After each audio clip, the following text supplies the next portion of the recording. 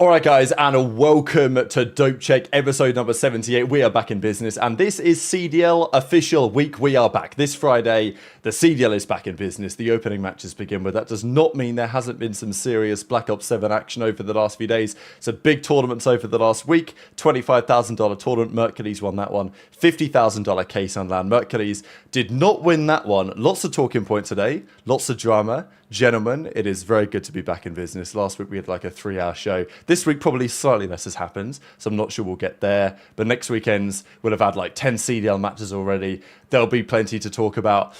Good to have everyone in the chat, watching live and after the fact on Spotify. Don, you're looking real Christmassy. I'm feeling like I should be more Christmassy at the moment. Yeah, it's vibey in here. Just had all my friends in town.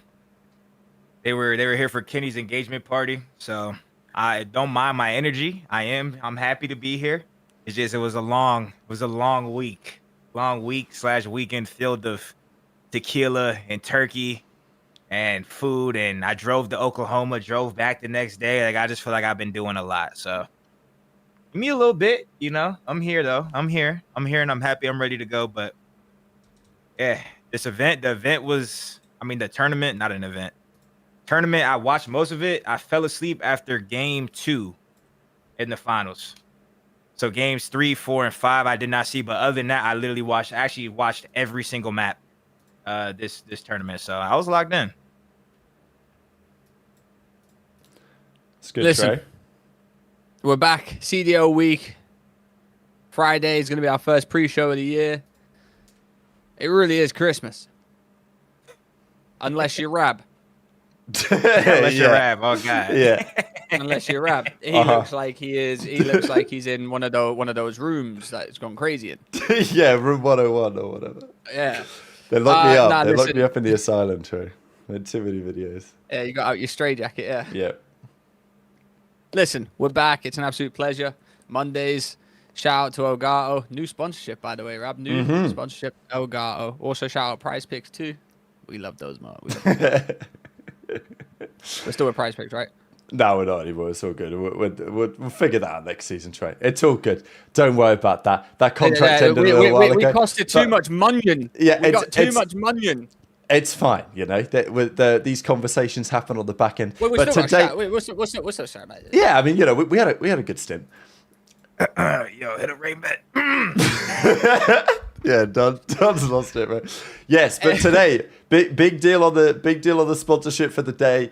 We're bringing on Elgato as partners for the show this season. It's an absolute pleasure. Long time big fan of Elgato products for pretty much ever since started making content. And if you guys want to get involved in some Cyber Monday deals that are currently still available, Black Friday weekend still here. If you want to pick up all the best in audio equipment, microphones, stream decks, the cameras, like I've been using these Elgato face cams for years and they've been sensational. All the lighting, all that good stuff. They've even got a chair they're bringing into the mix as well. So yeah, we're going to be supported by Elgato this year. If you guys want to get involved, have a look at the link in the top line of the description. Check out all the Elgato products currently available at a sizable discount. And it's an absolute pleasure, ladies and gentlemen. Okay. Oh, baby. Oh, baby. Oh, baby. Okay, let's crack on with the show. We're going to begin here because, you know, what we like on this channel, we like talking about the map set, what's going on, which maps are good, which maps are terrible. And we've got a couple of overviews of these new maps. So, all right, they're not going to change the map pool for a while, but we do, oh, it's a bit loud. We do at least have an overview here of the new Utopia map that they're bringing into play. They've actually kind of cooked with just the video to present the map. I mean, they must think it's good for them to go to all this effort anyway. As I say, we talked about this map a bit. It looks a bit of 6-star, looks a bit of retreat. But now we're properly getting a look around it. It's obviously got a little like Vista vibe going on as well. So these are the different rooms. See, that looks a bit like 6-star. You got the showroom, the restaurant. I mean, this part of the map looks like a number of different maps. There's even a bit of Vertigo going on here, maybe from BO2. So that's Utopia. I'll just play through these other ones as well. Probably going to be less viable. This one, Fate, but You never know. Pretty small map, this one. Hey, can I say something? Yeah, I mean, I'd like to see your ratings, actually, Trey. Well, I can't rate it based on that, but I was playing today, right, and I fell off the map. Okay, I fell off the map, and it took me back to why can we fall off all the goddamn maps now? They brought that back, haven't they? We never used to be able to fall off map. I was thinking about this. Every map has either got a cliff or we're on a rooftop, and we can just fly off the map. Why are we on the rooftops all the time? It's a good point, Trey. It's terrible. This is why we need to go to throwback maps like Standoff, where there's you can't fall off Standoff. Put it in.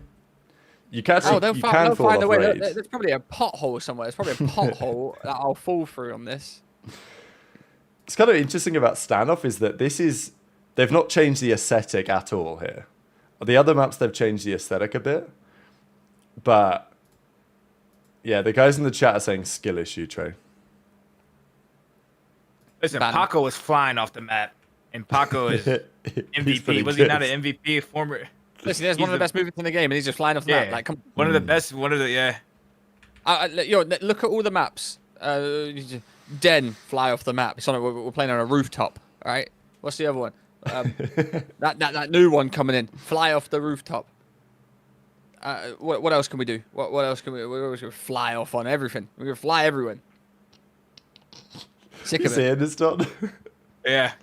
Yo, shout out to Right, I'm not saying that. Yeah. If you want to say it, you can say it. You're welcome to say it. I'm not demonetized. No, I mean, you can Yo, say it. shout I'm out not little saying cum guzzler for the $5. Said Temps music gets me right every time. Appreciate it, twin. Thanks for the 5. Thank you, kind sir. Thank you. Kind sir. Thanks for the 5. You're not gonna address him by his real name. Yeah, you're not gonna give Thank me you, respect. little cum guzzler. Okay, good work.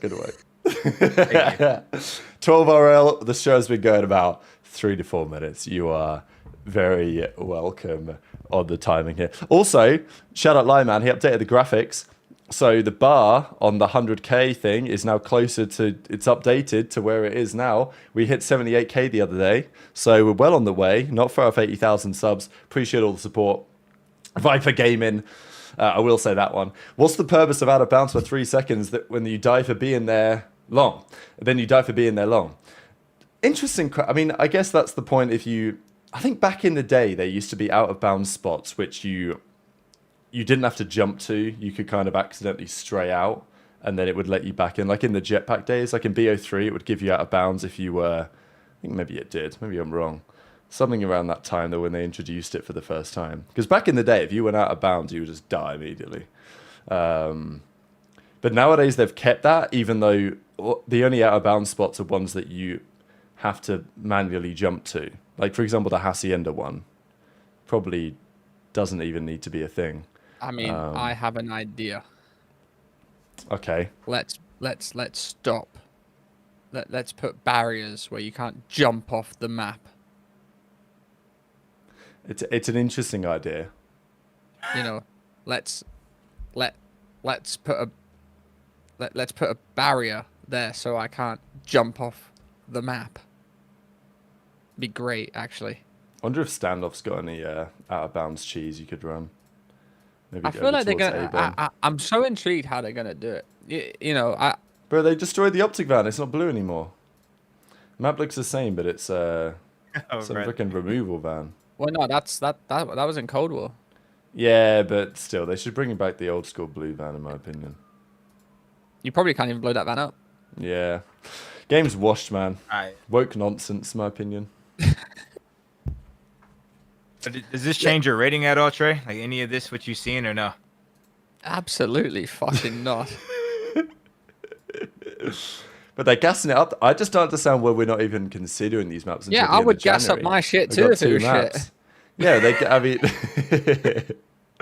I think Utopia's going to be as long as you're proud of it, that's all that matters. But trust me, I'm not. Like this map, I can't remember what it's called, Fate or whatever you called it, or which the long one that you're watching right now. The first one's Utopia. Yeah, Utopia.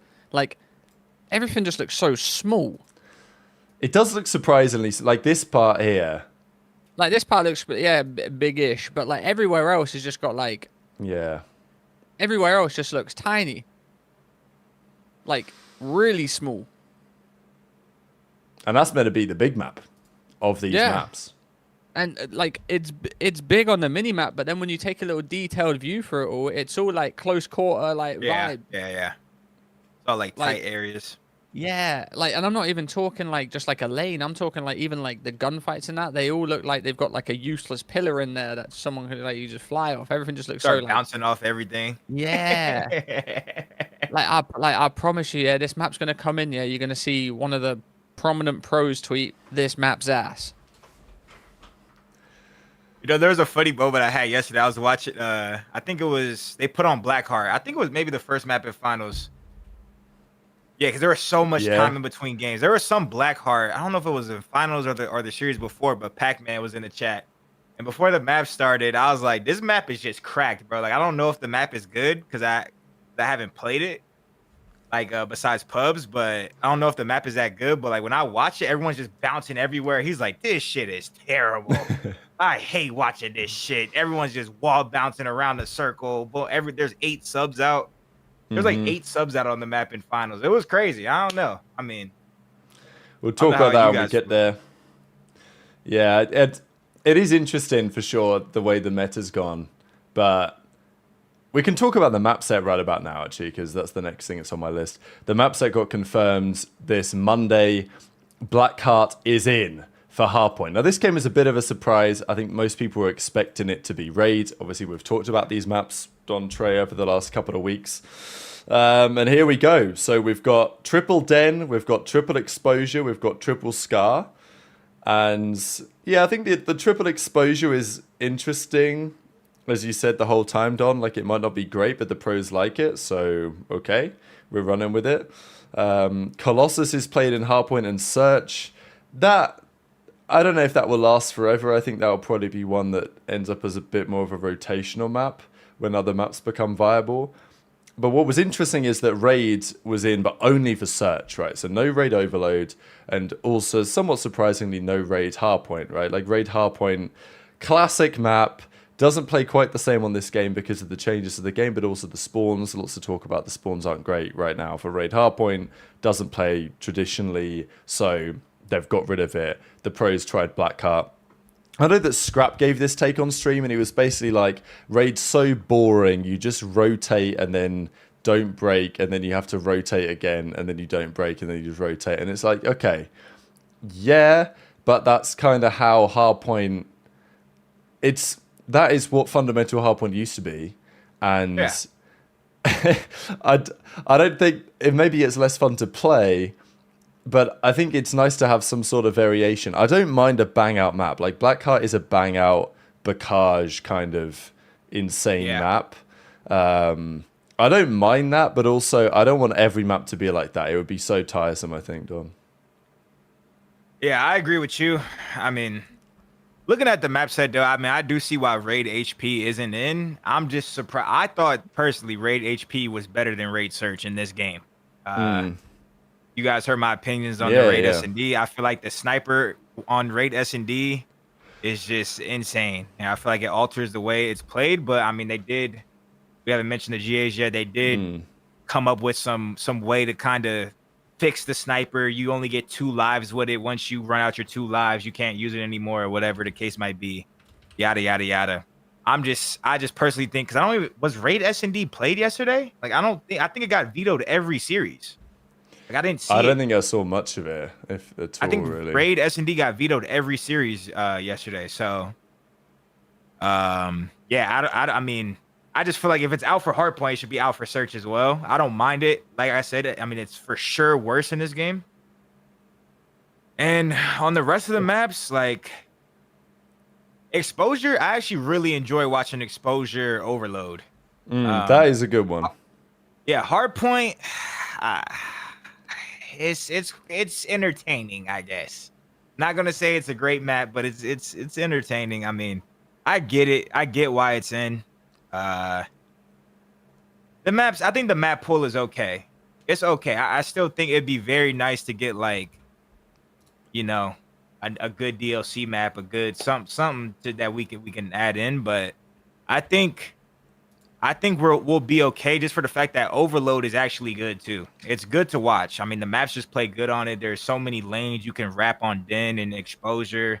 I feel like Scar is the worst Overload, like to watch for sure. But the other two are like really, really entertaining. Everything's entertaining. I mean, I do like, it's just, what do we want, bro? What do we want as a community? Do we want maps like Blackheart and Colossus where everyone's just fucking wall bouncing and doing crazy shit? Or do we want a map like people hate Den? Like some players don't like Den. Like, even my team, we be bitching at Den, and I'm like, Den, this should be the map that like we're good at, because it's like the most basic. I feel like Den is such a basic ass map, but I don't know. What are you thinking, Trey? Viper says, take back the negative comments about Exposure for the $2. Thanks for the super chat. I went back a little bit. I got a lot to say. Listen, before the game come out, who said the maps are going to be ass? Me. Guess what? Not that ass. Come on. You got to give Trey some credit. They could be worse. This is all right. Like, I don't mind watching this. Listen, Raid Hardpoint, yeah. I'm sure that was going to be good. Whoever thought that was going to be good, faded. Raid S&D, that's gone after Major 1. Promise you that. Ain't no one playing that. That map sucks. 2 lives a sniper. What are we playing here? What's going on? What are we playing here? If the sniper's at OP, if the sniper's at OP, get it gone. If it's not, use it. What's this 2 life bullshit? I'm sick of it. Listen, it's just gonna be Den's the best map in the game for all modes, pretty much. Let's agree with that. Exposure, like Don said, yeah, Exposure Hardpoint, yeah, cool. It's alright, you know, it's alright. But I fear we're in a similar situation where Den's you're gonna see a lot of double, triple Dens. As we saw yesterday, Chance and Miles were complaining. They're like, why do we just watch Triple Den, and why was Colossus game 2 every series? Listen, they've traded out Blackheart. They've traded out Raid Hardpoint for Blackheart. Guess what? No one's playing them. Oh, why do we do that? We're gonna bring Meltdown S&D in probably. Meltdown's actually probably gonna be a decent map just because of how big it is. Like Meltdown's a decently sized map.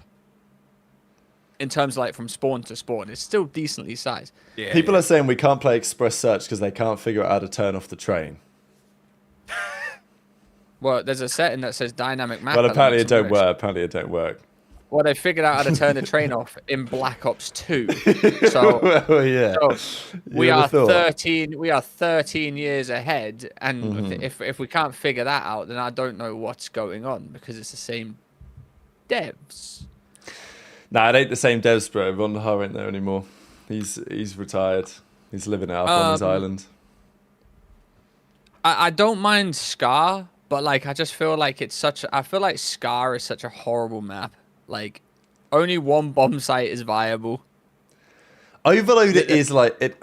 Yeah, I don't love watching Scar. It's like, not terrible. The concept of Scar is okay. But like the way I see it, Don, Scar plays like a standoff in terms of like S&D, for example. One of your teammates is useless B. Yeah.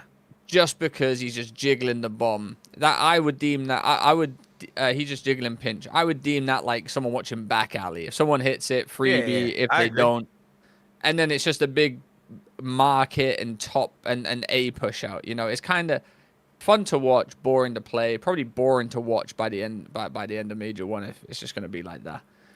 Blackheart, I don't even see that being played that much. It was just an alternative to Raid because everyone hated Raid. And I do agree with Scrap, like Raid is boring to play. Like you are right, Rab, in terms of like, yeah, that's generic hardpoint. That's how it should be played. But Raid in this game just don't work. Like it never will. Even S&D, it just doesn't work. I just want to see some variation, right? So, like, I don't want all hardpoint maps. Go on. Do you blame the pros or do you blame the devs?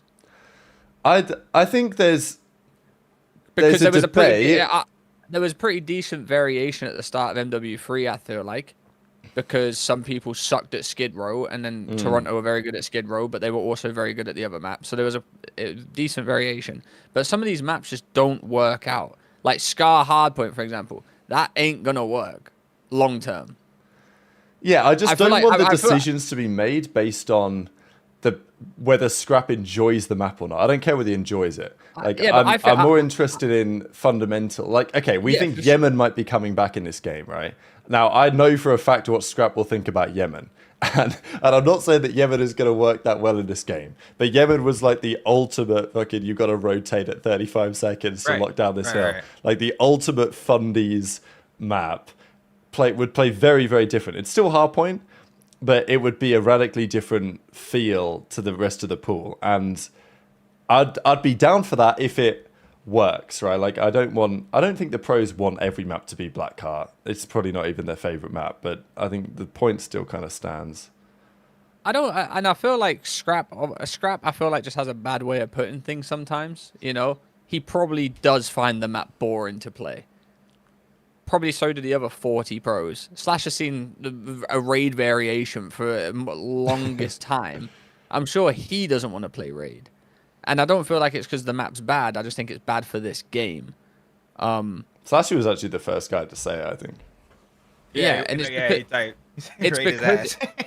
it's because it doesn't play like old raid. Like, yeah, it's still punishing Rab, but the spawns have changed. You get places so fast. You can double jump over the wall to see shit. Like, that's not cool. You know, that's not fun. Yeah, my biggest issue this year is Hardpoint, I feel like. Hardpoint has the biggest issues with maps. Everything just feels like I feel like we need some Black Ops 4 and Black Ops 3 maps to make Hardpoint more viable. Give me like a Gridlock, give me an Arsenal. You know, somewhere where there was pace that needed to be set on Black Ops 4, because that was a fast-paced game. This game's a fast-paced game. I'm confused why they didn't bring those maps back, really. Because it is such a no-brainer. Because, let me tell you this, all right? Raid and Standoff and Yemen... Like, why bring Standoff back again, respectfully? Because that's going to sell the game. Yo, ain't no I actually loved Standoff, but... You think brothers are coming back for... Yo, they're bringing back Arsenal. Ain't no one buying the game to play Arsenal, bro. Yeah, Arsenal, a great map to play, right? Great hardpoint map, great S&D map. It will even probably be a great overload map, let's be honest. Ain't no one going to be like, yo, they're bringing back Gridlock. I'm buying the Vault Edition. No one's trying to do that, all right? So, like, in my opinion, if they care about competitive, they've got to bring back some competitive maps. And I know we have this conversation every year. I feel like, and we can talk about the pros not going to go try out the game early. I know you've seen those tweets and what Miles said. I feel like the devs should be like, hey, let's bring back some old maps. What do you guys want? Because it's not exactly like, you know, it's just copy and paste, bro. well, you see, the thing is, it's not like anything's fucking changed on these maps. Like, Standoff's the same as it was in Cold War. Fringe is the same as it was in Black Ops 6. I'm sure the pros don't give a flying fuck if Arsenal looks the exact same, or Gridlock, or the old maps that they bring back. I just feel like, you know, and at that point they're doing like COD Mobile stuff, so they're probably not going to want to do that. But they can come up with a rule like, hey, we want this many Black Ops 7 maps in it, and you guys can choose what maps you want in it, and we can alternate per major if you want. That's going to keep the scene fresh, like they do in Valorant, CS, and stuff like that. But instead, I feel like we're in a very weird situation because I don't feel like Hardpoint plays well on this game on these current maps. Viper with the 5. Pros are so hypocritical this year. They don't want to think of new ideas to work around snipers, yet they don't want to play raid again because it's the same.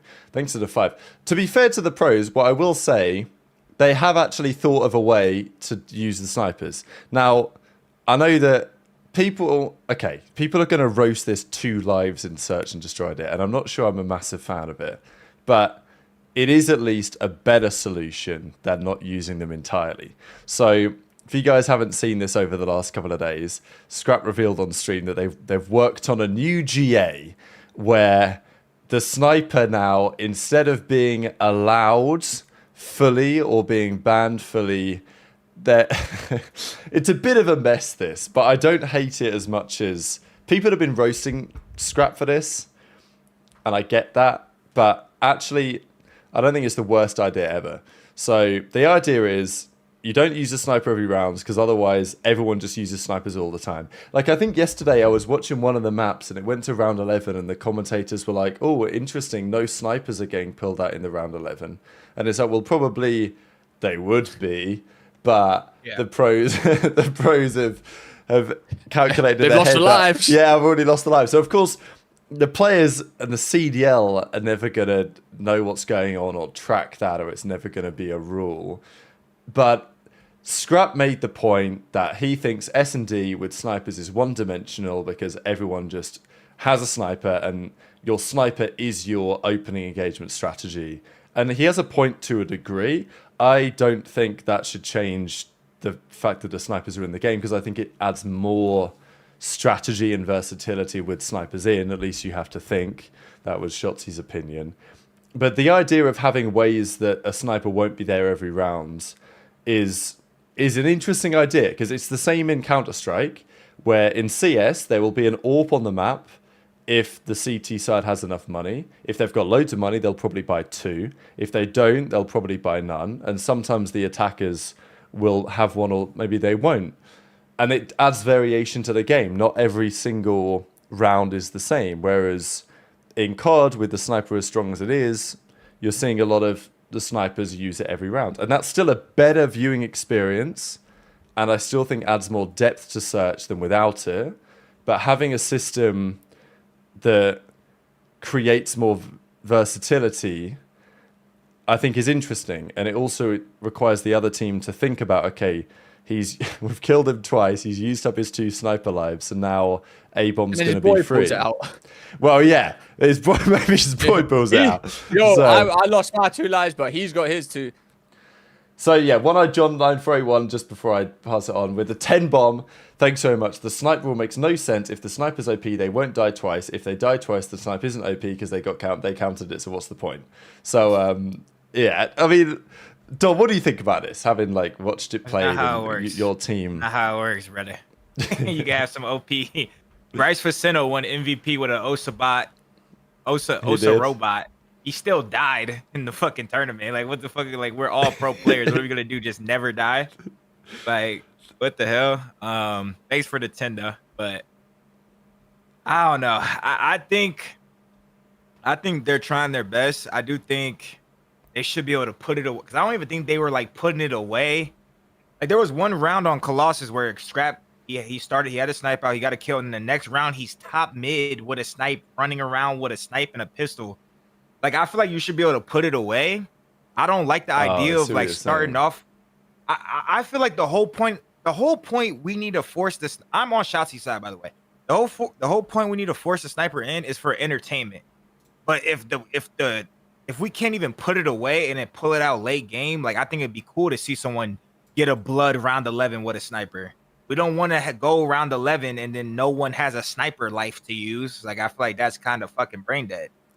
Like, yeah, that's the best bit, right? It's the whole. Yeah, that's the best part. I was annoyed when there was no sniper in the round 11. It makes it hype. That's the best part. In the late game rounds, I want the snipers to be used. I don't care. Like, the early game rounds when it's fucking 2-0, it's 2-0 and this guy's 3-0 somehow. Like, we don't really care that much. I want someone to have the balls to pull it out round 11 and be able to utilize it there. Like, oh shit, round 11, he just got 3 kills with a snipe. That is, to me, that's entertaining. So I feel like they need to find a way to, like, bro, we're forcing it for entertainment, bro. Because at the end of the day, I am on Ant's side, but I agree with the shit is OP. It's just this game. Like, it is what it is. We could compare Counter-Strike, Black Ops 3, goddamn any other COD. In this game, in this situation that we're in, the sniper is fucking OP. It is what it is. Can you die with it? Yes. Like, that's to me, that's just like an irrelevant argument. Yes, you can die with a snipe. Yes, you could be useless with a snipe and end up being the last alive and all you have is a pistol and you just die. Yeah, you can. But in this game, in this situation, the snipe is OP.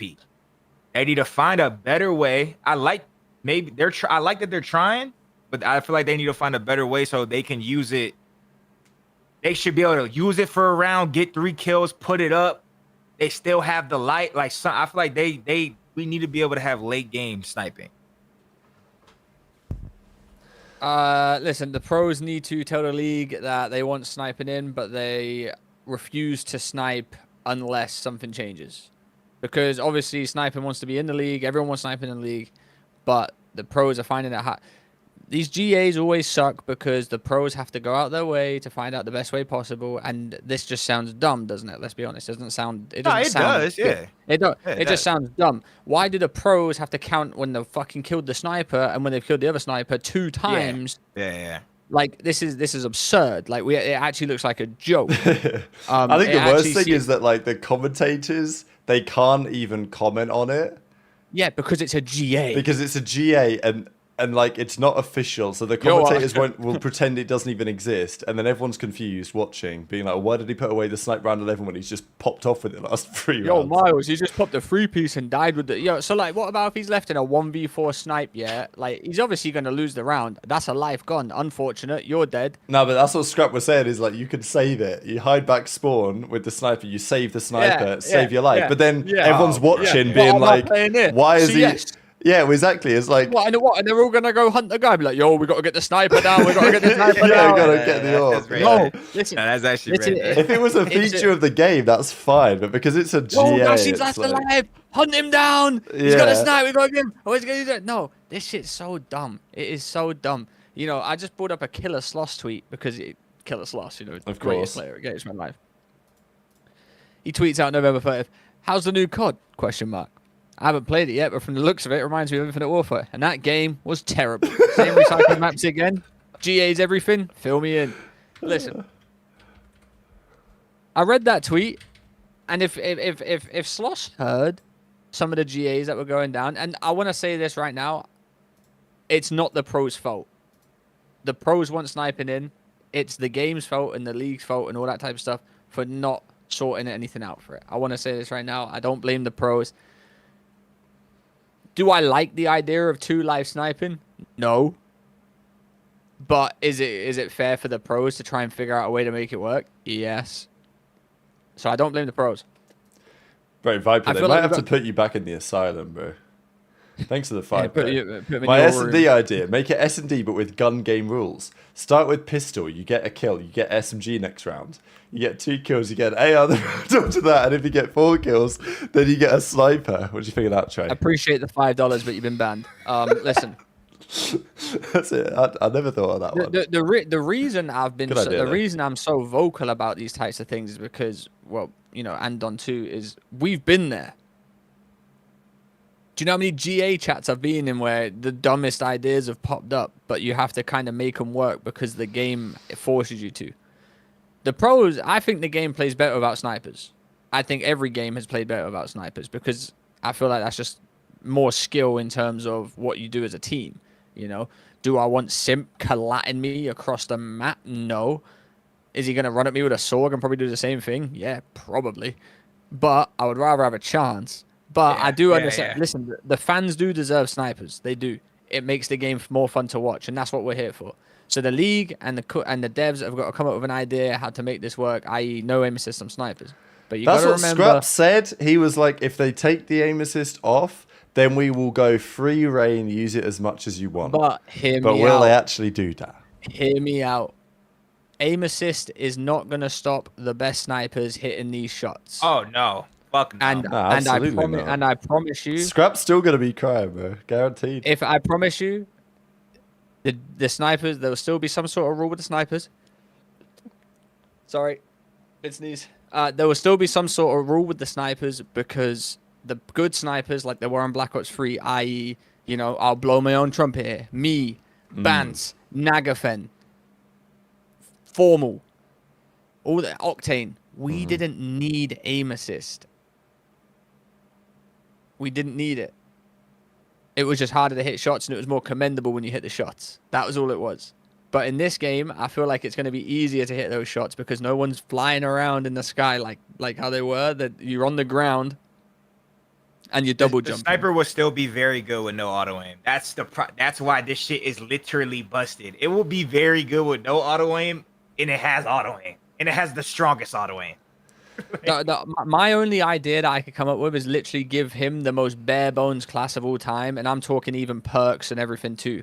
If you want him to snipe, he ain't allowed no trophy, no flak, no lightweight. He's just bare bones ninja. Like he's only allowed that. Or Dex as well because you need it. Rebellion said it too, bro. I was gonna say that. Insane. Yeah. Guess what? Look, shooting a pistol back in the day was skill because everyone used to suck with a pistol. Now everyone's got a trigger finger like a fucking machine gun. So you want to talk about sniping? We can talk about the pistols. That is a pocket. Right, the pistols are shotgun. fucking ludicrous. So so they've got the 3-round burst pistol. They banned that one. That's like That the shit's B23R. Yeah, because that RK5 was an AR in your back pocket. The one that they're using now is basically the TAC 45, right, from Black Ops 2. Yeah, and that was a joke. And the TAC 45 was insanely good, but even then it had a bit of recoil on it. And then, of course, in Black Ops 2, there was also the 5.7, which was also good if you had a crazy trigger finger, but it didn't kill that fast. And then you had the Cap 40 people would use as well. I mean, you fast forward to Black Ops 3, everyone used the RK5 or the L car. But even what do you have? The MR6 in that game? Nagafin used to use the MR6. But that got. But that was not as good as this gun, man. This fucking pistol. The MR6 was crazy. The MR6. You think it was as good as this? Yeah, me and Dave Marsh used to be unbelievable. People thought I had modded controller. But so we were using it a lot, and I'm talking like if I have an SMG in my hand, I just weren't built like that, unfortunately. I'll whip out the pistol. Really? So we're about to play Epsilon in a league match. We're about to play Reedy, and Reedy says, "Dave, Urban, Trey, if you're using that pistol, I'm breaking all GAs." Now, I'm not trying to say there's an easier pistol in this game because, let's be honest, that fully auto pistol just as busted. The thing is, though, those fully auto ones, like the Cap 40 or the L car, or even the RK5 to an extent, they only worked at relatively close range. Like, they were fucking busted within 10, 15 meters. But this pistol can actually map people. Ripping. Like They're ripping people off the headies with the pistol. Yeah, which is just insane. Like, it doesn't even matter. You just put the sniper away and just square up. What's funny is that, like, what happened? Because, like, the pistols used to be like, oh, I've made him weak with my AR. I've run out of ammo. Now I have to run it with a pistol. Now it's, I will run at this small door with a pistol. There haven't been many games where they've been bad. That like most COD games, the pistols are actually busted. Like, if you think about it. Yeah. World War II, they were pretty shit. Apart from the machine World War II, we had the pistol was the machine only one was pistol. used. But, That like, was if alright. That was tip. That if you could go crazy with the machine pistol, but that But shit you had to was be pretty good. skill. Yeah. It took skill. World War You had II to pistols shoot were them actually motherfuckers hella terrible. bullets, bro. Yeah. Them motherfuckers were eating bullets with that shit. I swear to God. I think that's how it should be, Wow. personally, the pistols. Black Ops 1, the pistols are pretty balanced. 1911. I just feel like they've... This is my take on it. I feel like they've made every gun good, every gun feels like it can do the most, right? Let's be honest. Like, you play in this game, there's not one gun that you pick up in your hand and you think, wow, this is the worst thing I've ever used in my life. They've made all the guns good so people can get these god-awful camos. You know? That's why I think it's done it. Imagine you have, like, the machine pistol from World War II done on this game, trying to get the headshots, trying to get all you're cooked. Oh, you're cooked. You're in hardcore mode for the next 3 days. Yep. So, you know, I feel like that's why they've done it, and that's why everything feels so crazy. Because I feel like the pros can use any AR, and it would go crazy. I feel like the pros could use any sub. They could make it look crazy. And the same with a sniper. Like, you know, going back to it, because that's what we're talking about, like, the sniper's still going to be OP, whether you like it or not. Like, I promise you, they'll play... If you get one Dashy on form sniping in a map and it's against Scrap, that thing might be GA'd next match. If it had no aim assist. Thanks for the super chats, boys. It's Bert with the 5. Genuine question: why didn't they ever try active camo in these online tourneys? I mean, respectfully, that shit got GA'd before before the game even hit beta, to be honest. Well, that's because everyone thought, yo, we got specialists back, and then boom, Yeah. they gave us camo in the same slot as an ammo box. That's the issue with camo. Like, if there were more options in that spot, it might actually have been used, and people would like GA and use different ones. But because it was just camo, it's like either everyone runs camo, or you have like one camo guy per team, and no one else gets anything. Trophies. Yeah. Bro, like this game would be so sick with specialists though. Oh, it would Like, be. am I Yeah. tripping? No, it would be. Like you overdrive and overload, like Yeah. camo and overload, like Hey, I don't think we need overdrive. You just put lightweight on. You got built-in overdrive. I'm just saying. Yo, if you I swear overdrive, this game looks Overdrive like would be specialists insane would on go this. crazy in this game. Yeah, Someone I wall agree. bounces into your base with heat wave. yeah, no, for sure. That's why I think Fringe is going to play well if we're talking about the maps. You know, it's like because the train and stuff. got like a that, that's why I 6.5 think out of Fringe you will last play. week. Yeah, It's well, pretty wall good. bouncing all over the Yeah. train area. Yeah, Like that's going to bring back what are some we dope. doing? About the What are we Tempest? doing here? What we doing? We're bringing back standoff. Yeah, because I'm sure Slasher wants to play standoff for the 17th time. Yeah, I'm listening Yo, to guys, Slasher. yo, guys, I got a strat. I done this back in 2012. It might work again. So these are the Oh, competitive that's settings. They banned quite a few things. I mean, the M8's banned. I know that Octane's also been on the use the M8 propaganda. That's never going to happen. So as much as I'd They like should, it to. man, because the M8. I actually think they M8's should kinda do. Whack. M8's kind of whack. I'm gonna be, and it actually feels like an AR. This M15 is not an AR. Yeah, both the fucking M15 and the Dravik are just the same gun. Like, it actually pisses me off. I saw a tweet from Haggy the other day. No, they saw shoot a the tweet same from Hag- fire rate. Well, They should be Nah, different I'm fire starting the rates. Dravik gap, bro. The Dravik is OP, bro. Oh, here we No, go. the Dravik, Here we go. No, the Dravik is, The the Dravik is OP bro. now. I will say the Dravik is OP now, now. bro. Well, this is what I would want. Well, the Dravik shoots Back slower to than the the beta. M15, right? I think so. It was basically the same anyway. Listen, if the M15 shot as fast as the Dravik and the Dravik shot as fast as the M15, I think the game would be way better. Bro, the Dravik, bro. Did y'all see the kill But the Kyler got SMG should on, never on shoot Hydra? slower than the AR, bro. No. Bro, the SMG is ripping with no recoil cross map. Dan, like respectfully, Dan Ghosty was literally 30 and fucking 10 with the Dravik at one point. Like It's because Oh, it the- shoots like an AR. it's literally the Dravik might be the easiest sub to use ever. Yeah, the Right now, pros like- love the easy salt. It's so annoying, man. Back in the day, the meta weapons used to actually be difficult They to used use. they used to do something that was hard. Yeah, like the VMP or something like Yeah, that. the VMP might fuck around. You might Oh, start I- shooting the ceiling with that shit. Hey, I would Yeah. pay some of these pros to run around with that VMP Hey, now. damn. Fucking hell. These guys have been blessed using the Dravik. But they've They been spawn so with the blessed Dravik for and so think long, they're- man.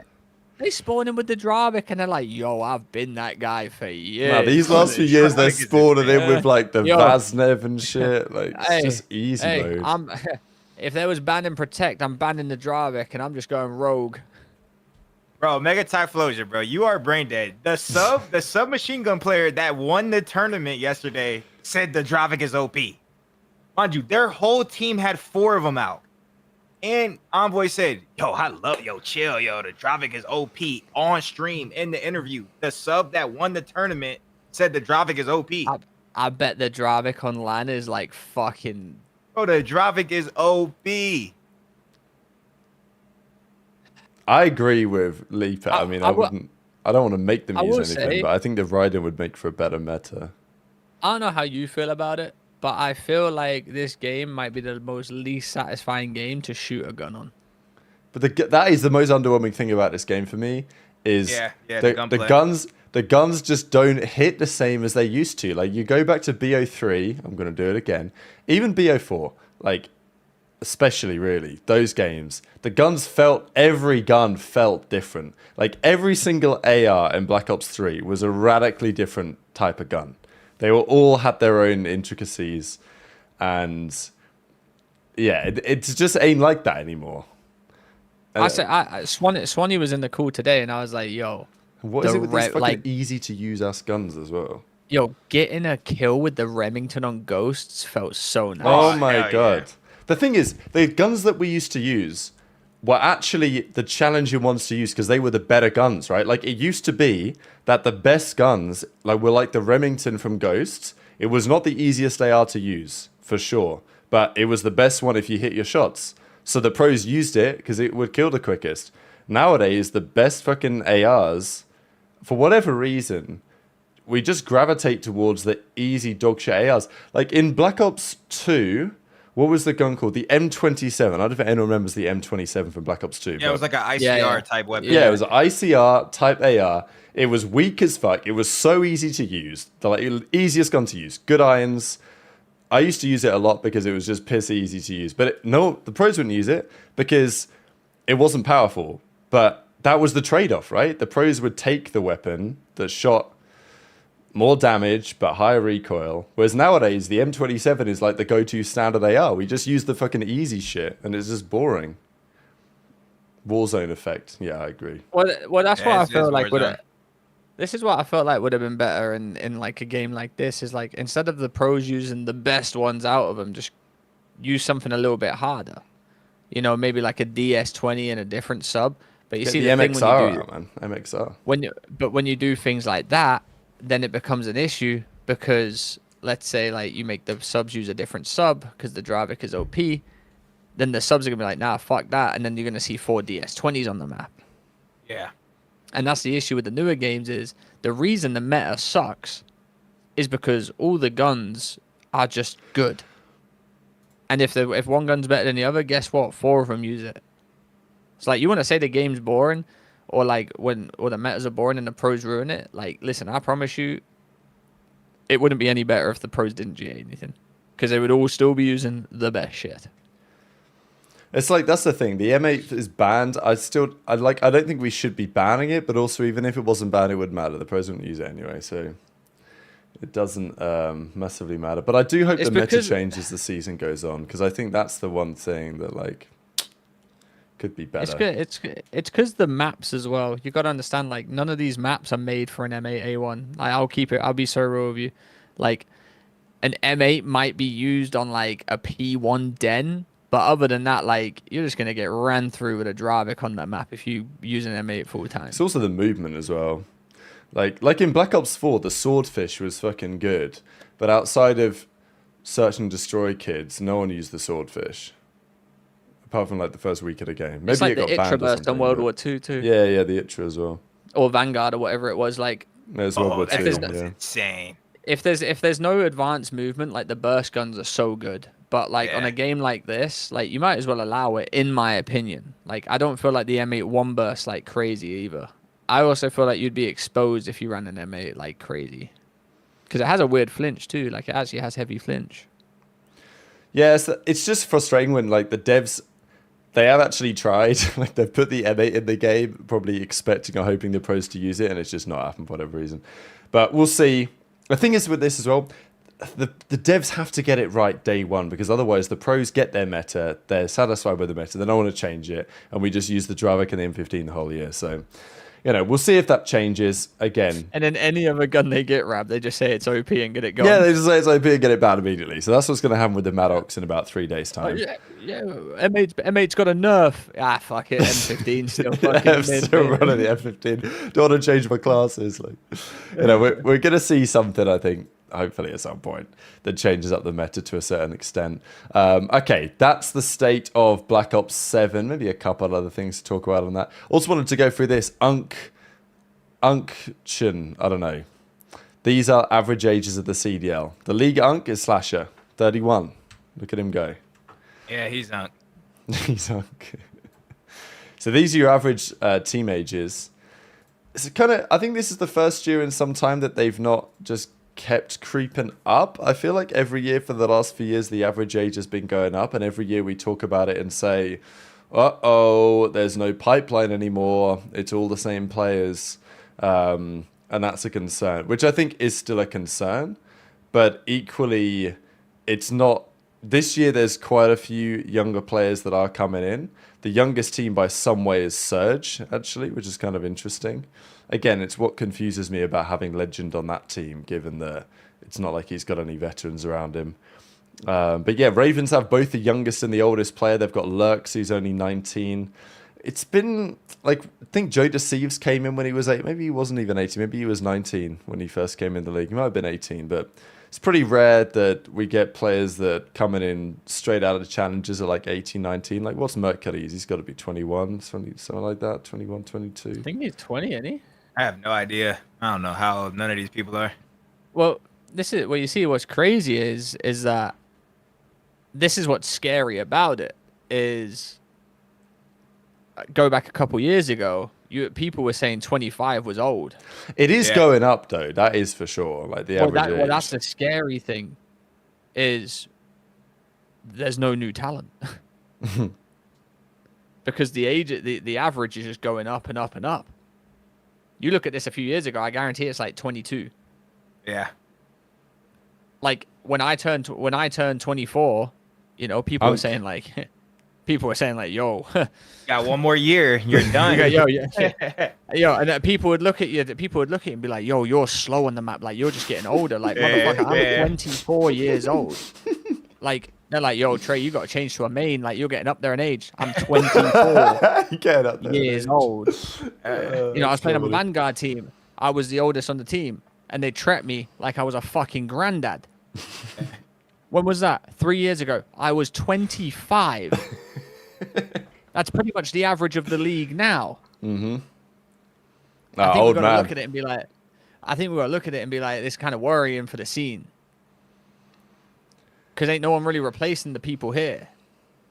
I feel like that's just good to see. In my opinion, it's good to see because that means a lot of the players aren't falling off. Because the age shit is just a myth. It's just if you have dope or not. No, because people are replacing people though. No one can replace anyone now. Yeah, but the new kids. There's two sides of the story. Yeah. I mean, to me, I just feel like the talent in the league ain't what it used to be. Yeah, maybe. I feel like it's got worse. Maybe. The thing, like, I actually think we've had a decent amount of new players come in the last couple of years. Say like Abuza, right? Abuza came in, and like Rancor and Super, they're like new talent. They're spicing up the league a bit, but they've not come in at 18, 19. Like Abuza was like 23, 24, I think, and Rancor's maybe 21, 22, something like that. Not like it's old, but it just shows you where the pipeline is. That fucking, it's like the other day they were doing those Stallions tryouts. That Okis kid or whatever, some Fortnite kid. Anyone under 18, why would you play COD? Because you can't even compete. The only team you can compete for is fucking Omit under 18 because they're trying to make that happen. But you can't play in challenges, so why would you take your talents to COD? You go and play Fortnite or Valorant, or like Valorant, you've got like 13-year-old kids hitting Radiant, getting scouted. Like it's just, why would you not do that? And this is my thing too, Rab. You said about Mercules. The guy's 22 years old. All right. Yeah, where's it been? Where's it been? The guys came out of challenges. Yeah. Won everything that needs to be won. He's not had a worse place than third or second. One of them. Well, you know, but he's 22. Now, Don, you know how it looks like. If you're 22 in challenges, you're washed. Yeah. You didn't make it. Yeah. You didn't make shit. Yeah. Look at some 22-year-olds in there now. Chill, bro. My boy Tejas in there. No, but this is right. but this is what I'm saying though, Don. Like, no, if you're in challenges and you're not, and you ain't made it in the league by 18 or 19, they go, shit, career over. Mercury's just come out that bitch at 21. I'm gonna assume he came in at 21. I'm assuming his birthday was he's already had it and been it. But that's what I'm saying now is like, it's like the world, like, you know, Trey, you're 28. What you doing playing COD? Go start a family. Yeah. It's like, that's how it is with challenges, is like, yo, you're 22 and not in the league, just give up. Yeah, that's how I see it. It's funny how that works, isn't it? I was talking to a friend yesterday. He used to do like motocross when he was younger. And in that, if you got to 16 and you weren't pro yet, you're washed. Just get out of there. There's no point. Like, you're past it at that point. If you get to 17, 18 and you're not yet pro, like, you're cooked. Nobody cares anymore. Like, you're past it. Literally. So yeah, it's an interesting point you make because there are lots of these guys like Rincor and Super. They were grinding challenges for like the last 2-3 years, being notable names in the Spanish scene from when they were like 18, 19, 20, 21. And then they finally get picked up and they start to do good things. So yeah, it is interesting. Yeah, they got picked up because there was a Spanish org. Yeah, and there was no one else to get. Yeah, and like they got picked up because they were the best Spanish people, and I'm not saying they're bad; they're amazing. We saw it last year, but like, I guarantee you, some Americans look at them like, "I'm picking up those Spanish Donny at the age of 20. Like, what? He didn't make it." Yeah, he What was did this guy when he was he wasn't making waves at 18. Like, people had Simp on a pre-contract. Yeah. At 17. It's like 15. We haven't seen that. We haven't seen that.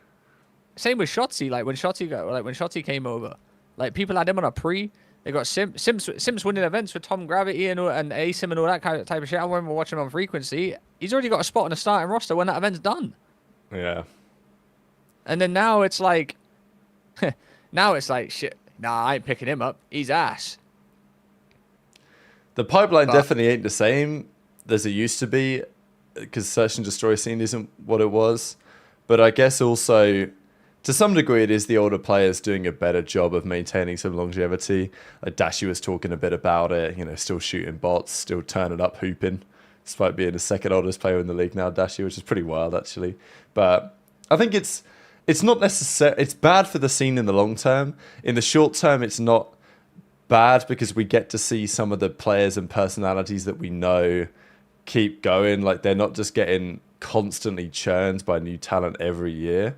And even as you say, Don, for someone like Tej, he can still get back in the league, you know? Whereas in another world, that would not be the case, really. Like if he's out of the league, 26, so much other talent coming through. But with the way that it is, Tej could definitely still make it back in.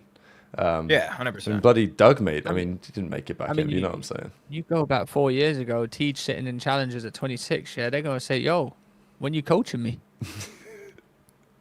They want Tej to be an AR. Yo, Tej, you're past it, bro. Get the boots on. Yeah. You know, which is always funny to me that like, it's always the young people that say like, "You're fucked." You know, Slasher's not winning events right now. But like, let's not act like he's still in one of the greats, still shooting, and like, listen, he was like one of the oldest in the league when he was on that FaZe team in MW2, and I thought he was one of the best players in their team at that point. Mm-hmm. I thought he was unreal in that game. Yeah, age of the myth, really. I feel like a lot of the players that got older, that like got worse, I feel like they just lost passion for it. Yeah. That's pretty much what happened to me. You know, I got dropped, lost my passion, and then like I don't want to get back into like getting called old by a bunch of kids. It's not how I want to live my life. No. Yeah, Austin won champs a decade ago. Hey, it's crazy. Wow. That's typical though. That is actually kind of crazy. I can't lie. But yeah, exactly. So. But the thing is, I respect it. If Slash can keep going for another couple of years, I mean, imagine that. He keeps his spot. Keeps just ticking over. I mean, why not, right? Like, Okay.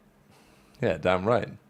Slasher fan club gooning crazy right now. Damn, I won my tournament 8 years ago. That's the last time I won a tournament. Time moves by. Damn, that's actually kind of crazy. I remember that like it's yesterday. So do I. I remember I remember the steak dinner I had after. Oh, where'd you go? Morton's. Where was it? Was it Columbus? Yeah. Yeah, it was probably the worst event to ever win. I remember, yeah. Obviously, I was 30 people in the crowd, Columbus. Yeah. I remember when I won that, I was like, damn, I'm going to gain like 30,000 followers.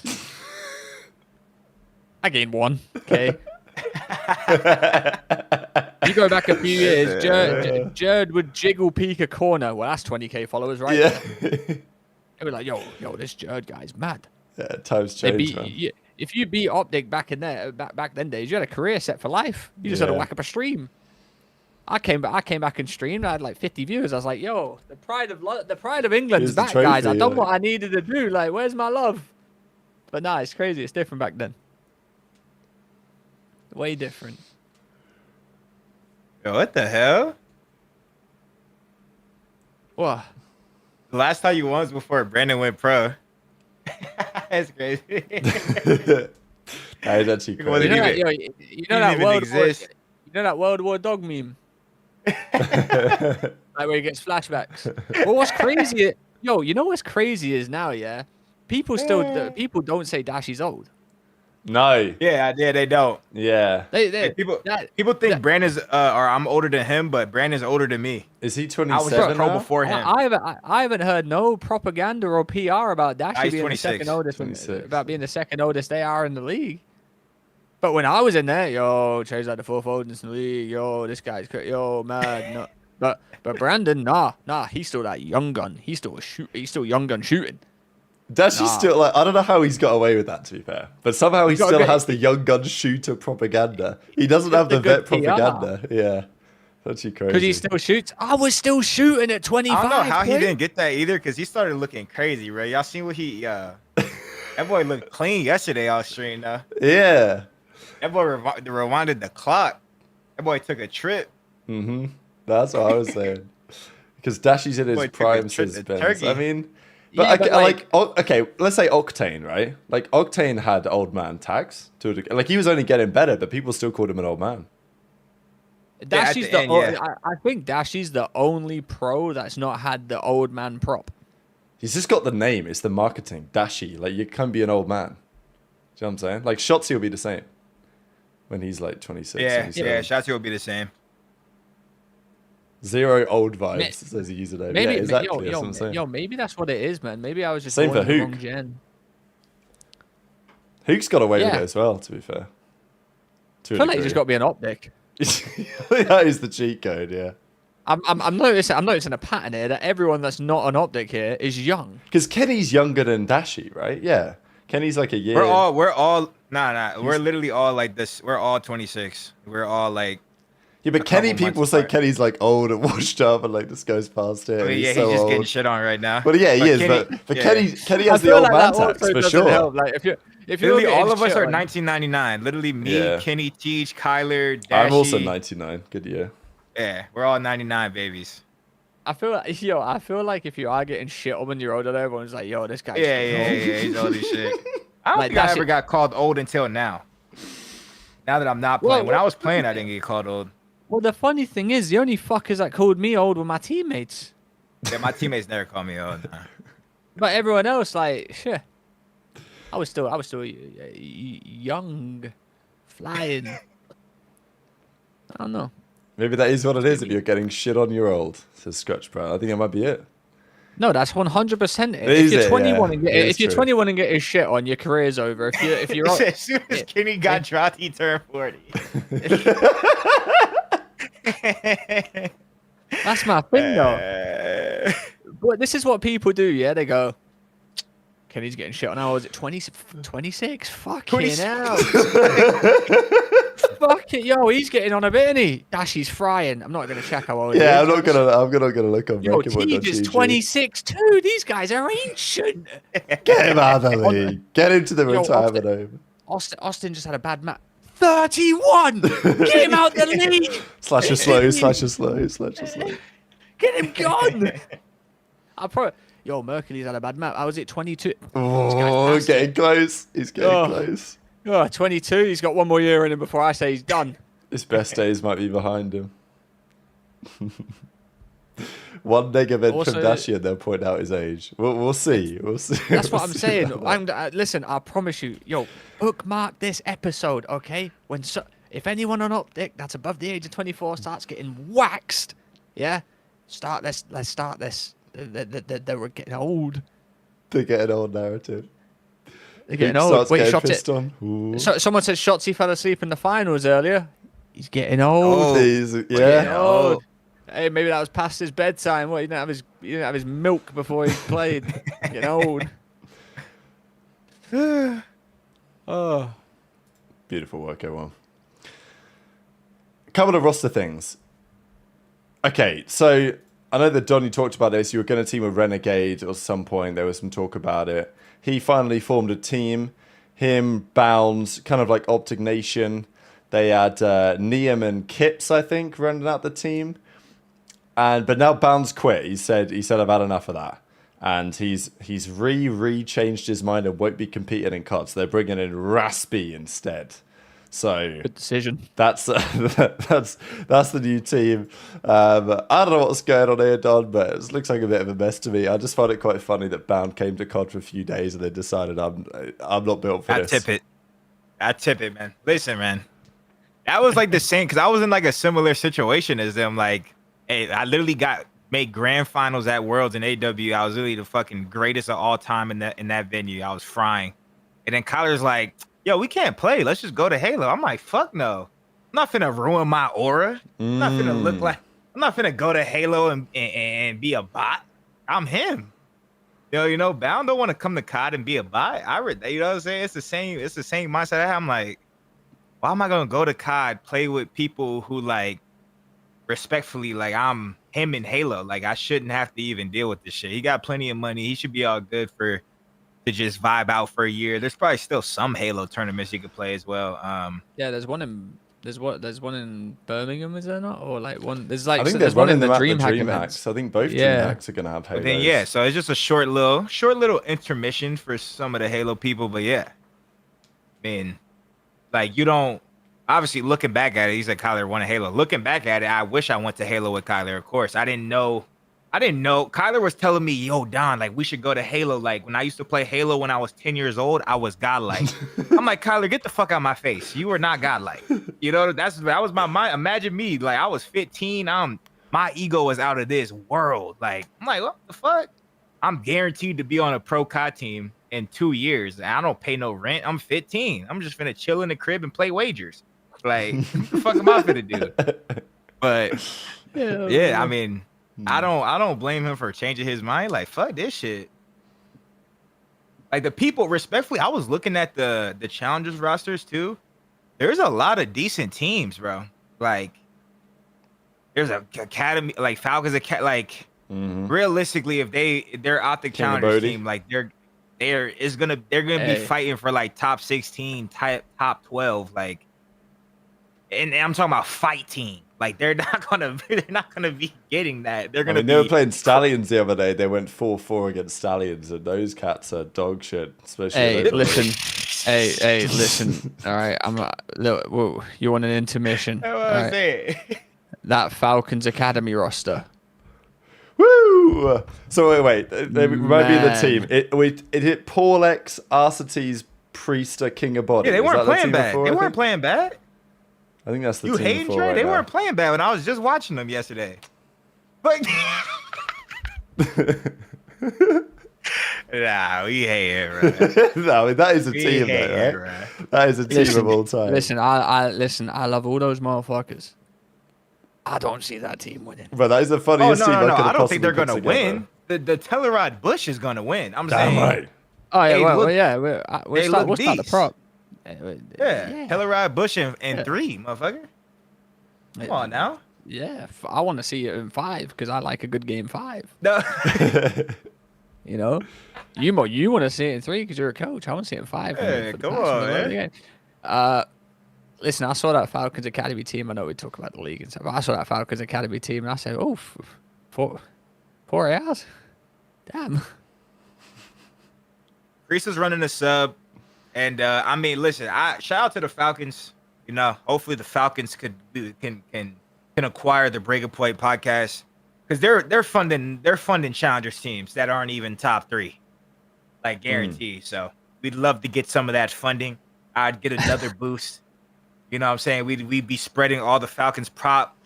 You know what I'm saying? Yeah, we got space for a Falcons logo in the corner. We'll even make y'all content and watch the team scrim, all type of shit. We got y'all.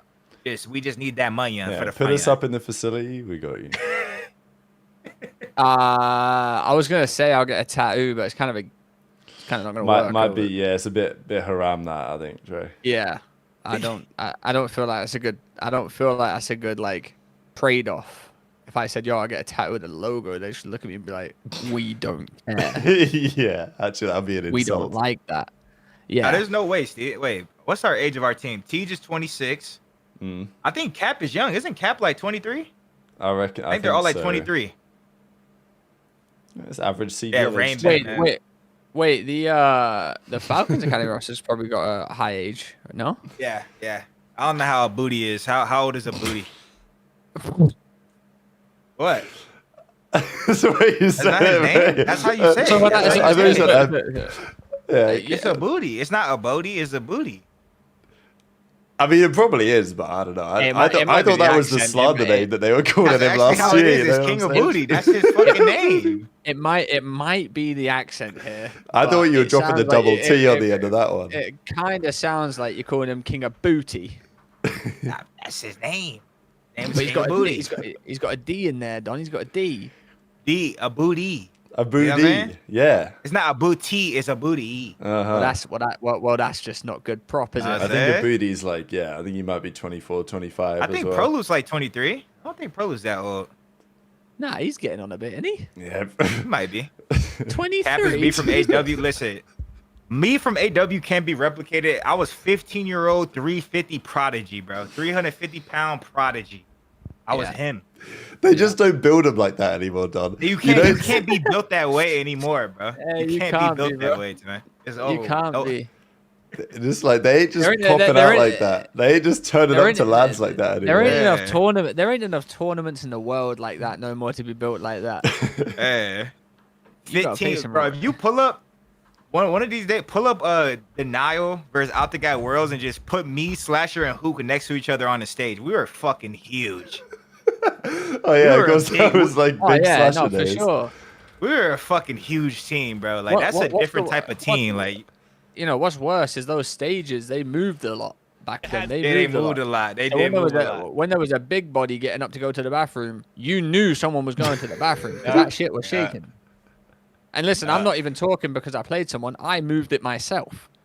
I can't. I don't have the walkout of it. I have the end of the map one here.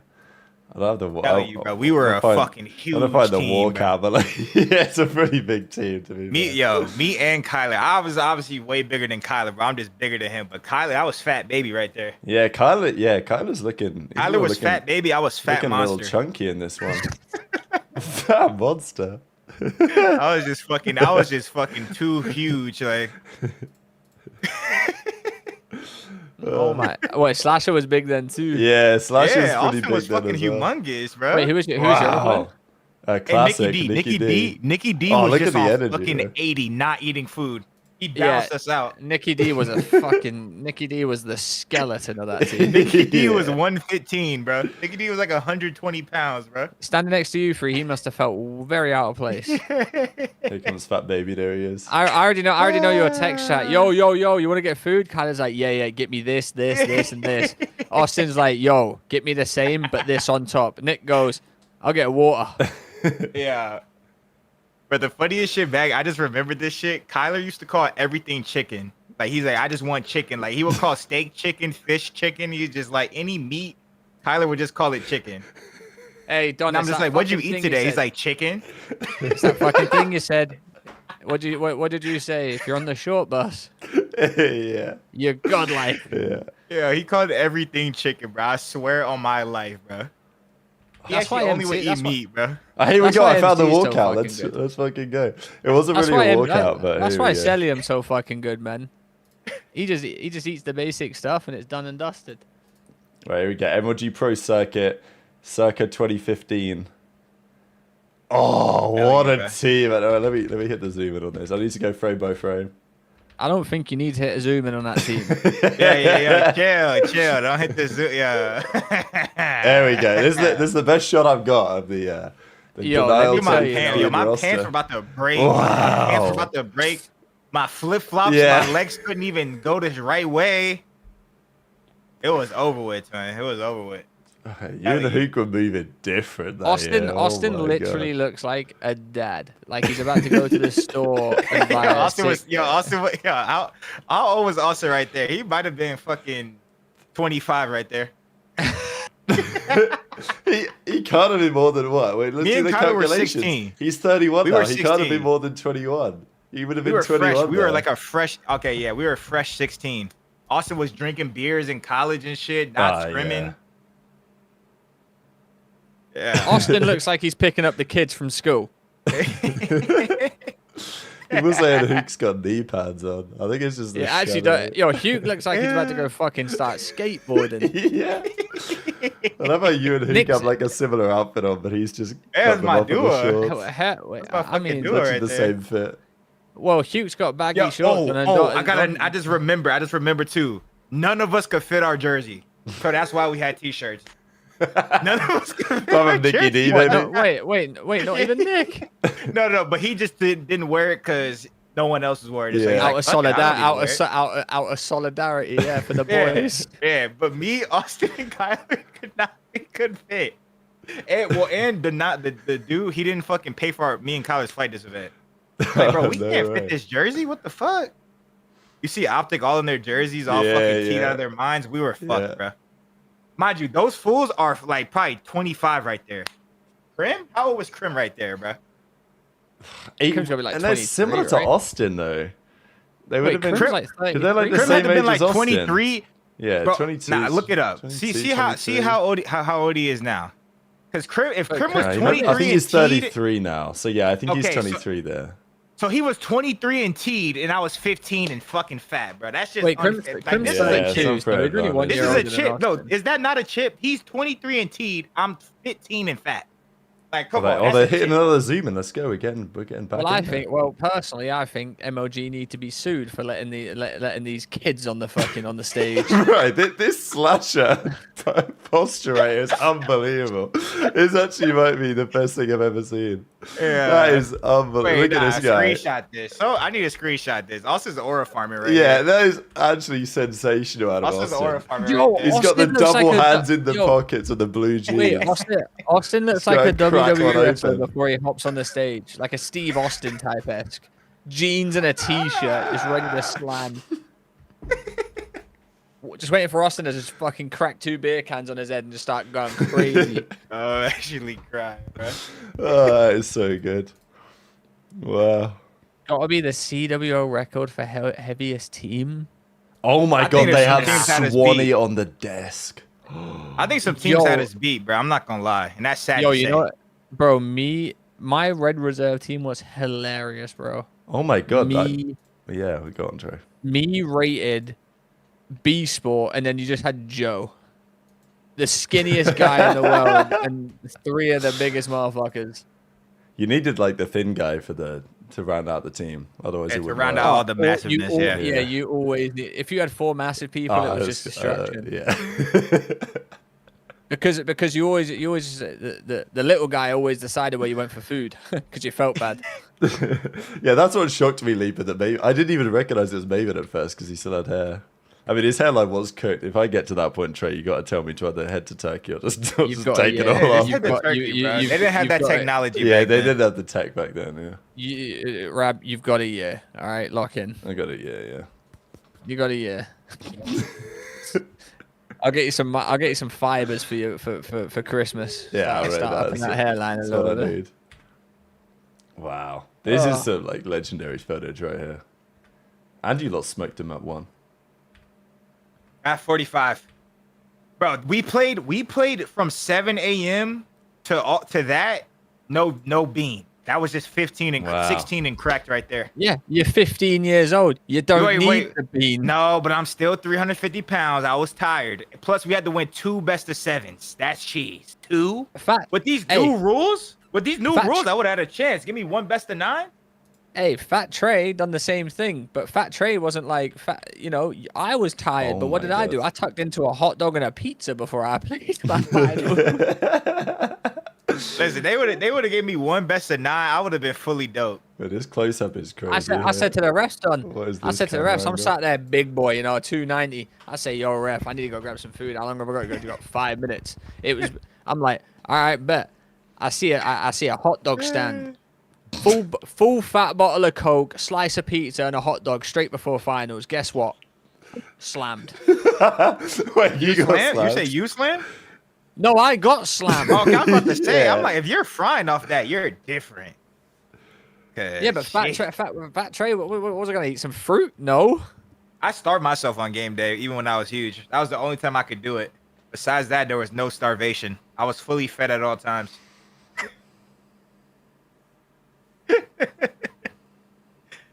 That must be a rule. Just make. But if you're that big, you're fully fed most of the day. Like you're Fact. eating, bro. You can get a whole weekend without eating, bro. Your body will eat itself. Oh yeah. Well, I mean, When this this has turned into a when I was fat podcast. Yeah, Rab, when were you fat, skinny ass motherfucker? You never had our issues, our problems. Yeah, I never went through that. I didn't have the fat phase. Maybe it's coming. It's in my future. If you have your fat phase whilst we do these shows, I'm gonna start crying, bro. You gotta teach me the ways, Joe. What, to be fat? Yeah. Company card, Uber Eats. There you Okay. go. I actually It's think I would impossible for struggle to Rap get because he fat. just wakes up and just starts recording shit instantly. Like that's how you get fat is when you wake up and you don't do anything productive, so that you just get food. Nah, fat trade literally. That's it. Listen, it got really bad. Vegas, I would pre-order food for when I woke up. and it weren't like a healthy breakfast because I wake up at midday. It would be like a Shake Shack. Dash McFarlane's. crazy. I went at Masters Nationals, 50-meter free short course, 22.18. Came second. Couldn't believe I came second that time, actually. But all good. Eating food before your match slows your reaction time. Yeah, I'm sure it does with a glizzy and a fucking slice of pizza. I'm sure Had a it does. fucking fat bottle of Coke. Like, Full fat Coke, Oh mate. I was my fucking God. twisted. yeah. Mark says, no, we've got. Kenny is Checo Perez of COD. Once great, now ass. It's because Okay. he's old. It's because he's old. Yeah, let's crack on. Let's get Actually, into it. one final thing before we talk about that. I quickly want to go through this. So there was this leak that happens about the COD League revenues and that they no longer get a cut of the skin sales. So basically what it says is for the first half of this year, they sold 360,000 skins for $12 each. That's $4.3 million. And that money gets split 25% into like a pool, and 75% goes to the team that sold it. But that pool was like 500. I mean, this probably would have been. I mean, the pool would have been about $1 million, right? Percentage of that, and then that gets split between all the teams. So the teams get enough money just off that to pay for a couple of their player salaries. Then they've got the YouTube deal, so they're chilling. But now they're getting rid of that, so the teams only get what they sell, which surely is a bit of a no-brainer, but also means that, according to this organization member, everyone will operate at a loss except maybe FaZe, 100 Thieves, Gentlemates, and OpTic. We are going to revise the budget allocated to COD so it is more aligned with this new economic reality. So basically, the poverty orgs are cooked. I mean, Oh no. oh shit! What, the poverty orgs can't afford the players, so they have to leave. What? No. That's terrible. Oh no, it'd be such a shame to see Ravens go. What? That's crazy, man. Well, I mean, listen, I thought it was unfair from the start when OpTic clearly sell the most skins, or one of the best skin sellers. They actually, I've got And- the numbers on that as well if people haven't read this yet. So OpTic sold 120,000, Gentlemates sold 60,000, 100 Thieves sold 50,000. That's what it says in the article. You know, if I'm OpTic, if I'm Hex, I'm storming into the fucking headquarters and uppercutting the first person I see. Because why should I be sharing my revenue? Because I'm pretty sure they tried. I'm pretty sure it was split, right, Rab? Like back in the back Yeah, then, where, yeah. like, they split it evenly. So ain't no one buying a fucking Paris skin. Let's be honest. If you got a Paris skin, you want it in a giveaway, right? You want it in a giveaway. But they probably want it. They probably got the same amount of money as Hex did, right? As OpTic did, if I'm not mistaken. Mm-hmm. Somewhere along the line. That's not fair. That's not fair at all. So I don't know what they're gonna do about it now. But the poverty orgs, yeah, get them gone. Get them gone. They're not good for the ecosystem. You've even got new players that are coming out the league saying, I don't want to sign for that org. Why don't you want to sign for them? You're in the league. They're shit. Because, Don, you know the pros talk. If someone's in a shitty org, the whole scene knows about it. Oh, hell yeah. Oh, I've been having London propaganda since Vanguard. Probably since Cold War, to be honest. Well, even in MW 2019. I remember I got when I went over there when I got sold to London from New York.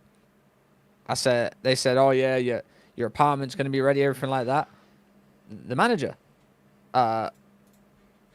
didn't have my key ready when I got there. It was I'm like, oh, where am I sleeping tonight then? I sleep on Shane's couch. What do you mean? Where's my key? Oh, they're not open today. So why didn't you get it yesterday?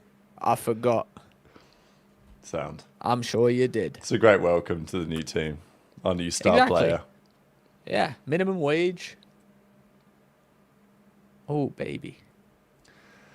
Well, there we go. All right, that's the update on that one. Let's talk about what happened in the tournament. So there was that tournament the other day. They did like the split tournament, and it was Simp, Dashy, Merkin 04. They took the win. They played Drazen and Boozer and Kleenex and Insight, I think, in the finals. That was a 25k Frag Cup 5 or whatever it was. OpTic were putting that one on, so that was pretty cool. Mercury's won again. But really the notable tournament was yesterday. So they ran Kaysan, he's done it again.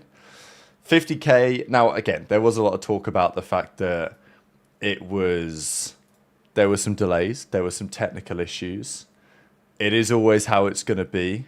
I think some would say maybe just start it a little bit earlier in the day if it's going to be, there are going to be problems. But look, the results were pretty interesting. It did go late at night. People were saying that Shotzi was a zombie and he couldn't shoot back anymore because it was past his bedtime. That is probably a fair argument. But we also got to see arguably the top 4 teams in the game. Like, do we think that's fair? Like, do we think that G2 are better than any of these? Obviously, they came top 3 the other day in that online tournament. Obviously, you've got Toronto, you've got Miami. I wouldn't be clear-cut to say. Yeah, maybe Toronto could be better than 1 or 2 of these teams. Yeah. But it's a good, solid teams for sure. None of the teams were bad. But yeah. And Gatago is watching this with like 50k viewers on Twitch. You got to think, if you didn't make the 4, you ain't got no motion. Yeah, that's true. That's true. That's Cloud9 got invited last year, didn't they? No invite this time. Oh yeah, yeah. I think that's a good. I think there's a good reason for that. I mean, listen, we're gonna get into the conversation as well, Rab, of is it a chip? Yeah, let's do that now. Because no, it's not. No one counted the one last year. And no one should count this year. What's it? What do you mean it's a chip? A chip for what? Well, yeah, it's because some people wanted to count. Some people wanted to count the online 75k last weekend. Yeah, and guess what? You can't. Yeah, that in a chip either, unfortunately. Both of them don't count like a major does. It's okay though. Your favorite team won or lost. It is what it is. We were 2 weeks in. Listen, there is no shot anyone classes this as a chip. 75% of the teams weren't there. Yeah, but the Crown Melbourne Invitational was a chip. I don't give a Listen, we let the goats just act like let them get their shit off. Like Scump, if real, like what's the difference between Scump having, how many does he have? 18, 20? What's the difference between 18 or something? Yeah. 23 and 27? I think it's more. I think it's like 30. It's about the same. But yeah, I don't think nothing would change his shit besides a ring. So we let them get their shit off. I ain't gonna lie. Seth is at 30. See, yeah, I had no idea. Exactly. Yeah, Jinx said Krim got a couple S&D tourneys tattooed on his arm. Yeah, just let them get it off. Yeah, but I feel like then it was so much different though. Listen, I was having this thought whilst taking a number 2 because it popped on my TikTok or my Twitter about someone saying it. I think it's Formal said it's not a chip or something like that. I can't remember. But I'm only classing a chip if it's CDL, Major 1, 2, 3, or 4, or EWC, or Champs. That's the only chip I class. Yeah. None of these tournaments are chips unless it's Major 1, 2, 3, 4, EWC, or Champs. That's a chip. That's a standard chip no matter what. That's it. That's a chip to me. I think Sigler makes a fair point. Like, it is relative to the tournaments that are available to play. Like, as you say, back in the day, the way that some of these tournaments are viewed was a little bit different. Like the Crown Melbourne Invitational in Black Ops 3. If you guys don't know about that one, so Black Ops 3, I think it was shortly after Stage 1 playoffs. There was an yeah, it was, because it was all the Stage 1 winners were invited. They invited OpTic Gaming, Millennium, and Mind Freak and Tainted Minds. 4 teams were there. It was OpTic. Millennium were the best team in the UK with Swanee, Mad Cat, Jared, Tommy, whatever it was. And then you had the Mind Freak team and Tainted Minds. And OpTic turned up. They won this event. Absolutely no contest. And it was a chip, according to them. But it was, to be fair, a LAN event. And there wasn't much going on in the Black Ops 3 season. And it was mid-season. The season was underway. So, again, whatever. It's a debate. Because everyone counts the Toronto kickoff win in Vanguard. I do count that. I think that counts. I'm amazed that people don't think that counts. Like, to me, Toronto kickoff win in Vanguard, that's the first event of the season. Yeah, it was single elim, but it was a single elim LAN official CDL tournament. It clearly counts on LAN. Whatever. It's always going to be a debate. But this tournament doesn't count, let's be real. But it is interesting. This was a strange moment. I don't know if you think this should change. Scrap thought he'd picked up the device, but he hadn't, because Hydra died in midair and the ball went back to where he jumped off the ground from. Yeah. And, I mean, the reason they do this is because if you jump off the map accidentally, obviously it needs to come back on the map. But, and as you said, Trey, you can do that a lot in this game. But arguably it could be different if when you die, you're still in the playable zone. I don't know. Either it's just something you've got to get used to. I don't like it. Oh, my bad. Go ahead, Trey. No, because it actually works. Because I do like it. Okay. I don't like it for the simple fact I just feel like it should be like uplink. Like the uplink ball when you got shot out the sky, sometimes the momentum would carry with it so hard that it might even fall into the point still. Like, I feel like it should carry momentum. Like, because if it carried momentum, they would have scored right there. I don't think it should glitch. The ball shouldn't have glitch and then rewind back in time to where you planted your fucking foot. We got to stop calling it a ball. It's a bomb. It should be a ball, though. It should be a ball. And then if it falls off the map, it resets to the center. I actually like that idea. It should be a ball. If it falls off, it resets. Work the same like way as uplink does. That's how it should work, in my opinion. Listen, uplink was just better, like you said, because it was a ball and it would roll, it would bounce, it would fall on the floor and roll. This one is just a big old box. And I saw some people saying it's the same in Halo. I just think it makes sense for it to be where he jumped from, to be honest with you.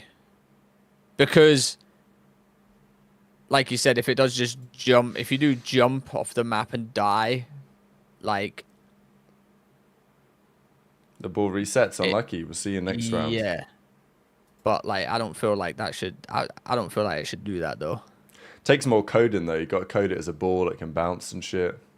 They ain't got the If it was a ball, listen, if it was a ball, yeah, Fez. But it should be a ball, but they're not going to change it, so it's fine. It's an EMP device, as Viper says. That's why uplink was so fun. Not only because you could pass. like you could pass the ball, you could throw it like this thing. You could drop it down in a certain spot. Yeah, like listen, I like it just because it stops something like this happening. You know, I think it was fun to watch. Daryl can't tweet about COD anymore because he gets roasted by every M8 fan possible. He done a tweet. I see. Yeah, of course. Wait, what he's on happened? their team. Well. I didn't. Daryl, every time Daryl tweets, every M8 fan that follows him or hates him always tweets him some bullshit because he was M8's coach last year, and they blame him for being bad and other stuff or what he said or whatever like that. So he tweeted out like, the ball about this. teleported, justice for Scrap. And then if we look at the replies, yeah, basically, stop you know, crying. yeah, Justice for LAG mate last season for coaching disaster. Brilliant. shout out You're the Duro, worst he's a great coach guy. in the CDL. Yeah, just look at it, bro. Cry more. Listen, one of my great fan base, toxic fan base too. It's literally like OpTic, just French. Yeah, this is pretty funny. This. It's just French OpTic. Yeah, it's gonna be a good season for sure. We got OpTic versus French OpTic in the finals. I do see both sides though, Don. I do see like why it sucks and why it's good. I just feel like, you know, I just feel like maybe in a situation where it can't fall off the map, where it does fall off the map, it gets taken back, but like there it can't. But I don't mind it personally, because it makes for a moment like that where we can all laugh about it. Because Scrap literally runs in there and runs back like he's celebrating. Yeah. And then he turns around He and the realizes fucking thing's something. still on the floor, and he's like, "Yo, where the fuck's that come from?" Yeah. Something for the devs to think about. We know they're going to make some changes to that game mode soon. All right, so we had 6 series to crown a champion. The first one was that series, that exposure overload, which could have been a tie game, but it didn't happen in the end. So eventually that went to, well, it was 3-1 to Gentlemates. Both of the hard points were 250, 121. Neptune was just running worlds on the black heart. Kenny went 9 and 27 for a .33. This is the talk, isn't it? You know, we're back at it again. It's what you come here for, at least on the live stream thumbnail. It's the Kenny talking point. Now, look, I think it has already gone a bit too far. We talked about it last week. People are calling for Kenny to get dropped. But is he getting shit on a bit? Is he maybe a bit too old? Is he past that point, as we talked about earlier in the show? I don't think so necessarily, but every time Thieves play, it's all anyone wants to talk about.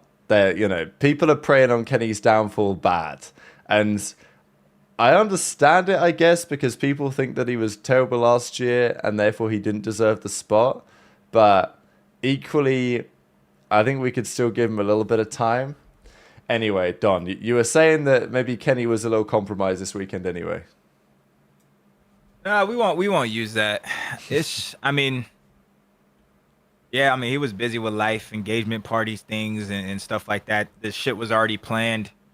That's just an excuse, right? We won't even talk about that. I mean, at the end of the day, he's throwing up the bullshit. All right, he's getting shit on. I don't think he's tripping, because I don't know. Just being around him, he'd never be tripping. So I don't think he's tripping, but I feel like it's clear as day. Like, it's clear as day the way the team is built and just how the fans talk. Like, if the first person to get dropped off the team is going to be him, right?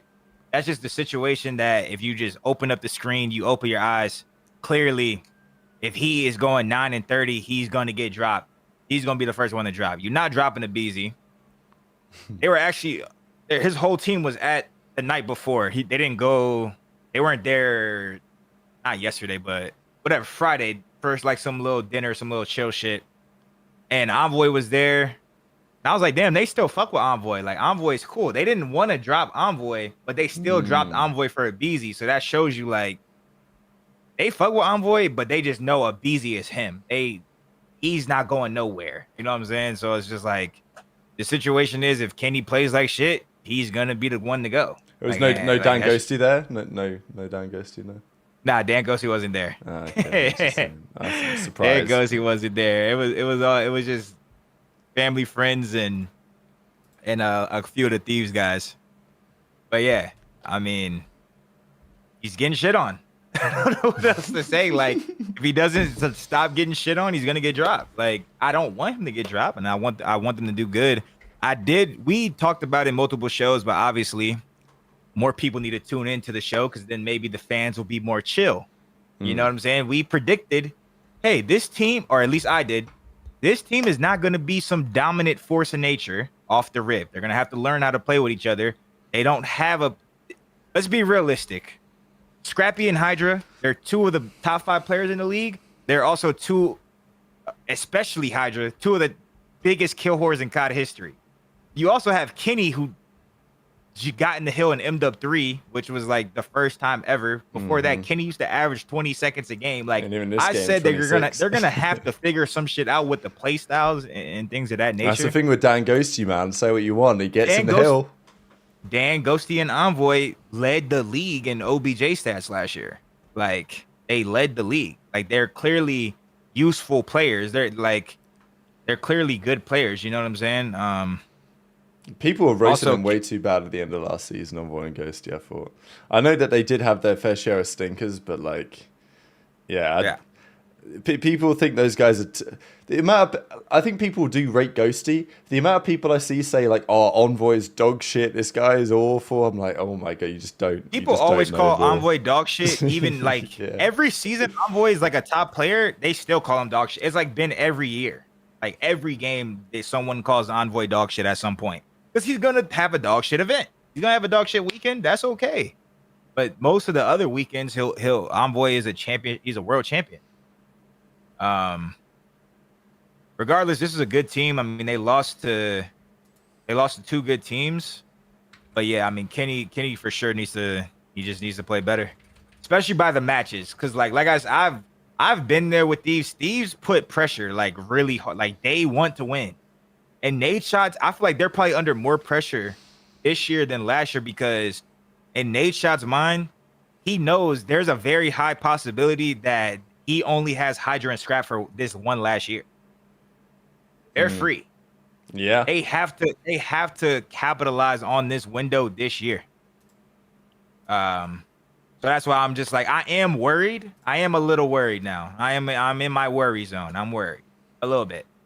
It's because it's like I thought Ken was better at this game. I still do think he is, and I think he can bounce back. I believe in him probably more than everybody believes in him.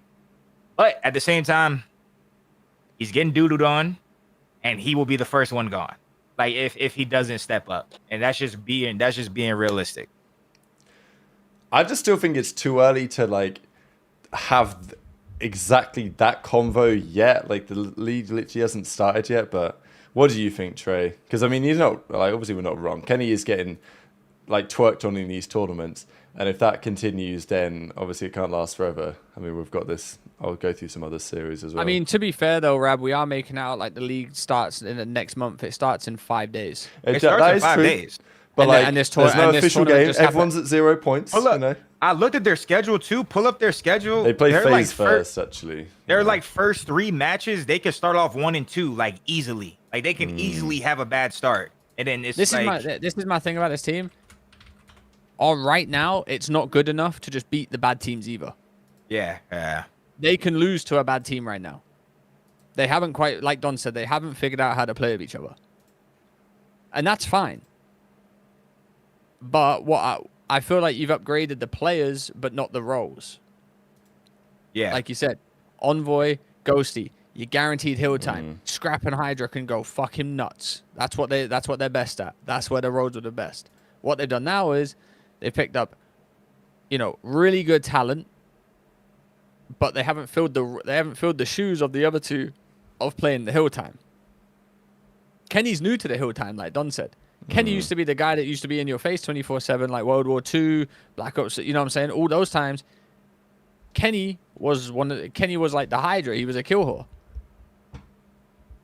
He wasn't naturally just thrown in the hill like Ghosty, for example. Naturally in the hill when he first joined OpTic, now he's just now that's his thing. Envoy, and that's why in this game especially, because I feel like it's so easy to hold hills. You want players like that on your team.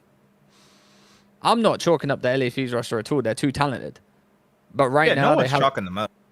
Right now, they haven't figured out how to work together yet. Work as a team or figured out their roles together, and it shows very, very plainly. To be honest with you, the thing is, I think they're a step behind the top teams, but I still think they'll be, as you say, I know that they'll be not great, but I still think they'll beat most of the teams that they should. I can see like a good, well-rounded like team that's just focused on pure teamwork at the start of this game, beating them like a Boston. Oh, he said it. I knew he was going to say it. He's done it. He said Boston. Man, last year Boston beating Thieves was an upset. This year it's expected, baby. Run it up. Do I think Surge are going to beat them and stuff like that? No. No. Like Oh, they're just gonna run through. Hell no. But I feel like a well-rounded like Boston team, a well-rounded Minnesota team. Like start of the game, they've meshed well together at the start. You've seen them play. I feel like you can see like them just causing an upset against a team like this, and that's fine. This LAT team they might come out these first few matches and absolutely tuck everyone, and we're like, oh well, we didn't even need this conversation. But from what we saw this weekend, it didn't look like an LA Thieves team that looked like they've upgraded like crazily, you know? I love this LA Thieves team. I think they're going to do well. I just think right now they're in a situation where they haven't really found out or figured out how to play with each other yet, Don. And they can just lose to a very well-rounded, like, middle-of-the-pack team that we say.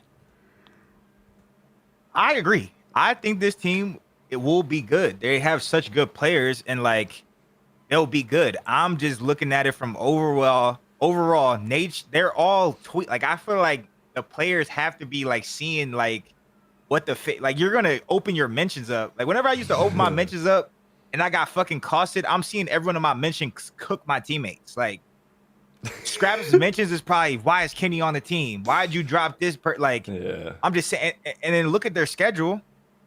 You said so their Boston schedule could beat for, them. for if our you said Boston could here. beat them, then who is their guaranteed wins? Falcons and Ravens? Those their schedule guarantees? is tough. Their opening schedule. Well, this is my point. Yes, like, and that's fine.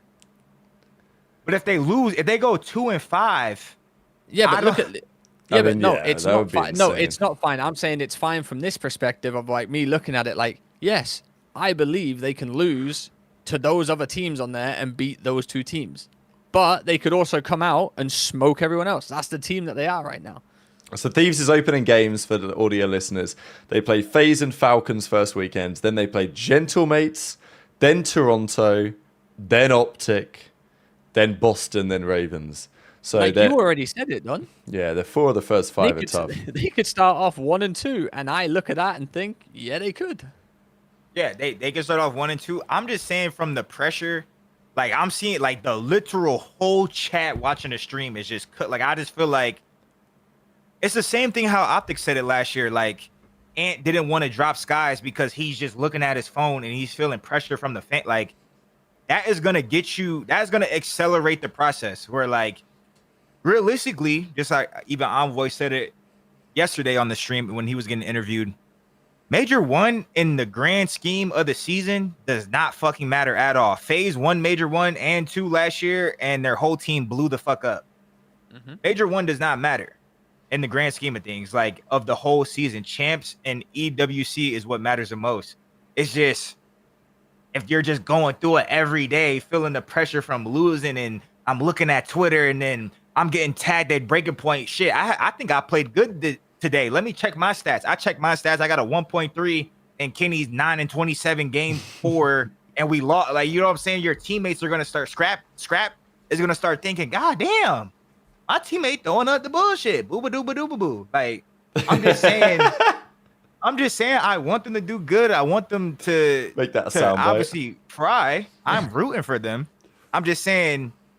It depends how much patience they're gonna have, right? Because last year they were the #1 standings in the league. So, like, they ain't going to want to turn up to the first major, come top 6 and be like, oh, well, we're building. You know, we're like, it's okay to have a build year if you've not spent any money like they did a couple of years back. But, yeah, I think they will get better as the year goes on. I think Simp said something interesting on stream yesterday where he thinks that his FaZe team are like, they're an end-of-year team, not a start-of-year team. And it's like, look, okay, it's better to be an end-of-year team than a start-of-year team, whatever that means. Hey, can we just be a team? But, like, yeah, like, is that not just... Who said that? I didn't actually hear that. Someone commented and said that's what he said. I don't know. I wasn't watching because I was asleep. If anyone in the chat heard Simp say that, then corroborate in the chat now. And shout out Dean Hollyoak for the 5. Hydra won't be happy with it. Shout out Viper for the other super chats I as well. do Appreciate understand. the support, guys. I do understand where they're coming from when people are like, yeah, you want to peak at the end of the year, but like you don't want to be shit. Yeah, just You don't wanna be demoralizing, and then you're gonna have to make a change before literally you get look good. Right? at like any other sport in the world. Like if you're in the Premier League, you don't want to be fucking shit for half the season and come be good for the next half. Like you're gonna be mid-table. And you also got to understand, talking about this LA Thieves team as well. Like they have just played at a LAN event with like arguably top 4 teams. Including And they didn't come last. They beat FaZe. They did beat FaZe. So like they finally beaten a CDL team. And I'm worried for FaZe. Like I am extremely worried for FaZe. Like, but I think LA Thieves definitely have a lot of the pressure, because they did, like you said, they did do very well last year in terms of like first in the standings. But let's be honest, FaZe have got some pressure under them too. FaZe are playing a dangerous ball game. With the Tiny Terrors. That's all you're gonna get tweeted if a Beezy beats you. And that's like you said, Don. Like, there's a lot of pressure because everyone thought Kenny was ass and he shouldn't have got a spot in that LA Thieves team, correct? Yeah. That's there, but obviously they dropped someone for Kenny. It could be Ghosty or Envoy, whichever one you want to say. And the fans are gonna be like, if Kenny does bad, the team and the players and the coaches have to deal with the like the tweets and stuff like that, which is more pressure, like you said, Don. Because not only have they lost a game, they're now getting tweeted, yo, you dropped him for him? That's crazy. You guys fucking suck. But it's the same for FaZe. They got rid of Abizi, or like their contracts are up, but it didn't seem like they wanted them anyway.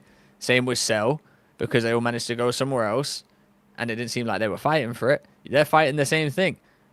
I'm scared for the FaZe team out of the most of them because, like you said, like if Simp did say that, yeah, people in the chat said he did say that. I don't think old Simp would have said that with selling a Beezy. He would have said, "We're the team for the year." If he had Neptune on his team, he wouldn't be saying that. I think he likes his team. I just don't think it's gonna be a dominant team. I think both of these teams can get there. The question is, how much time do they give them? And also, how good are the other teams? Because, look, if Thieves are the 3rd best team, they only used to OpTic and Gentlemates for the first couple of months. Even if they get upset occasionally, that's okay. But if Toronto start, actually doing well, if Miami have a good season, if we get, like, I don't know, G2 or Cloud9 or Boston, like one of those teams is pretty good, or maybe even the Falcons do something, then all of a sudden, if you're sitting like 5th, 6th, it's the same story for FaZe. I think the concern for FaZe, having watched them a bit this weekend, Don, I think what you said last week is pretty bang on the money. At the moment, it is just Simp and Inshallah, right? Like, if Simp doesn't pop the fuck off, it is cooked. No, that was me. That was me. Maybe that was you said that. Okay, well, there you go. Well, I think it was a team effort, but I'll give you boys both the credit. But Abuza, I thought he was looking like a top player in this game so far, but he did get pretty much slammed in this one. So, yeah, interesting start. I mean, I'll say it again, and this FaZe team scares me because, like, Simp needs to drop 50. Well, yeah, exactly. Needs to drop a crimp losses every time.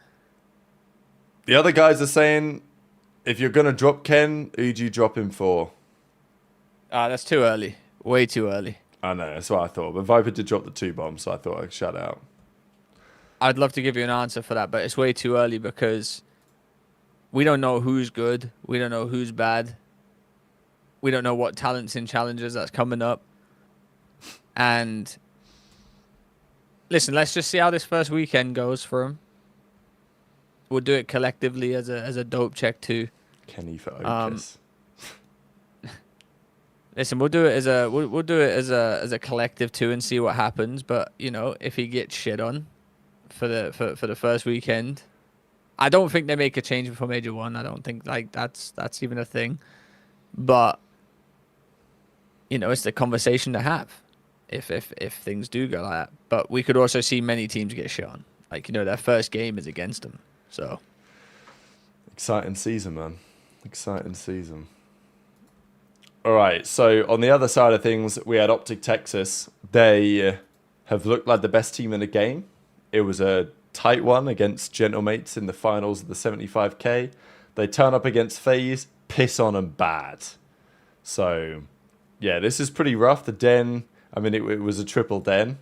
But we're probably going to see a fair bit of that this season. Get ready, baby. Get ready. We need more maps, bro. Yeah. What? Going back to that real quick, just to add on to the maps thing from like a while ago. Why are we so stuck on having 5 maps? It's because the pros are too lazy to scrim anymore. Yeah, you're right. Never mind. But then crack on. Crack on. You're correct. I mean, I think that is like, because we could have more. We could have like 6, but they don't want to scrim another one. Well, just give me 8. Yeah, so, I mean, Black Ops 3, we used to have 7 search maps at least. We had Fringe, Evac, Breach, Hunted, Infection, Redwood, and Fringe. I don't know, I missed one. But, that's what it was, baby. Yeah, but I didn't mind playing 5 maps on Black Ops 3 because they're all good. Yeah, all 5 maps, yeah, exactly. They're all good maps. Hey, we're good. So yeah, FaZe, rough series. Then they got 6-1 on the Overload as well, pretty brutal. I think the other thing people have been saying about FaZe, especially after this tournament, is whether they just picked up the wrong boys from Surge, right? Because Neptune does look pretty fucking godlike at this game, which will come as a surprise to absolutely nobody after the way that he played last year and the way that this game is. I mean, we're expecting Shotzi and Hook to be very good. They have been. Expecting Neptune to be very good. He has been. I'm not saying it's necessarily going to backfire in the long term, but certainly early days, because Neptune didn't have an offer from Ghosty said this. The team got confirmed. I mean, we haven't really talked about it, but Gentlemates are officially now in Paris. The fucking LA Gorillas are finally gone. I'm absolutely buzzing about that. And they're based out. We got another Paris team again. Paris Legion, baby. We're back now. But these guys actually care. Yeah, I know. It's going to be great. I mean, the Paris hosted event this season with these guys is going to be an awesome event, I'm sure. And the fan base is going crazy. Ghosty said he sat down with Ronnie, did a little interview, and he told Ronnie that he was stunned that Neptune didn't have as many offers as he should have done. Like, Ghosty thinks that Neptune should have probably had offers from practically every team apart from OpTic. That's not how it was. Thieves didn't want him. FaZe didn't want him, so he ended up on Gentlemates. Not a bad spot to find himself. But, it will be interesting to look at the season in a couple of months and see whether Simp 04 can really figure it out or whether they could have gone a different route there. Because, as I say, if FaZe had Neptune, at least in this phase of the game, they wouldn't need Simp to drop 50 every series to win. No, they wouldn't. I heard everything you said. I agree. I disagreed, or I don't think you said it. You don't know if it will hurt them long term or not. I think it will. I mean, we said it. We were talking about it. I'm pretty sure we all agreed. Like, why? Like, we heard like it was like a rumor that like people didn't like Nep. That was the reason or some shit. Like, we look at it in terms of gameplay. Yeah, we look at it like in terms of gameplay. He'd be my best friend. It made no fucking sense. Like, him and Ghosty were beefing it up at the World Cup last year. Of course they were going to put that aside to team with each other. Because he's fucking gross. Hey, I'd say to him, Nep, I fucking despise you, but you're gross. Let's team. Yeah, right. What the fuck? I done that with Rated. Me and Rated in game, best of friends out of game. Didn't see the fucker. Mm-hmm. I don't know. To me, that didn't make any sense. Nep is insane. I'm happy. I know, the series you're showing right here, Dante had a fucking 0.7, but Dante is fucking insane. Holy fuck, he's been frying. I hope he continues that throughout the whole year, but it's not just some early game cheese. Hope this whole team continues this off the year, because I was gassing them up. I thought they were going to be good. I did not think they were all going to be like frying all at once and like look like a good just overall team on the map. But yeah, FaZe, to be fair, I called for Simp and Draws to perform. They performed. Abuza was literally God's gift online. So I don't know. He just had a bad. I think he only played 2 matches. He got shit on in 2 matches. It happens. Sometimes the stats, like even with like Kenny getting shit on, he didn't play that many matches, right? Abuza threw up the supreme horse shit too, and I don't think anyone's saying Abuza should get dropped. But yeah, Abuza was literally frying online. So if Simp and Draws play how they played and they get online Abuza, then they might be in business. Might be in business a little bit. That don't fit the narrative though. Yeah, Kenny went 0.68, 0.83, 0.85. That don't. Anyone else that plays bad, Kenny could drop. Kenny could drop the same exact numbers or even better. But it don't fit the narrative. Kenny's too old and needs to go. Yeah, Kenny is in like the absolute hell from a PR perspective right now. Like he could have one map where he goes like drops a 0.8 and he is getting roasted. You also look at the stats; they don't look great. Everything he's played, and he's not essentially done the greatest. But league matches are coming up, and that's when things are most important. Like league matches are more important than these shitty tournaments. They're worth a lot of money.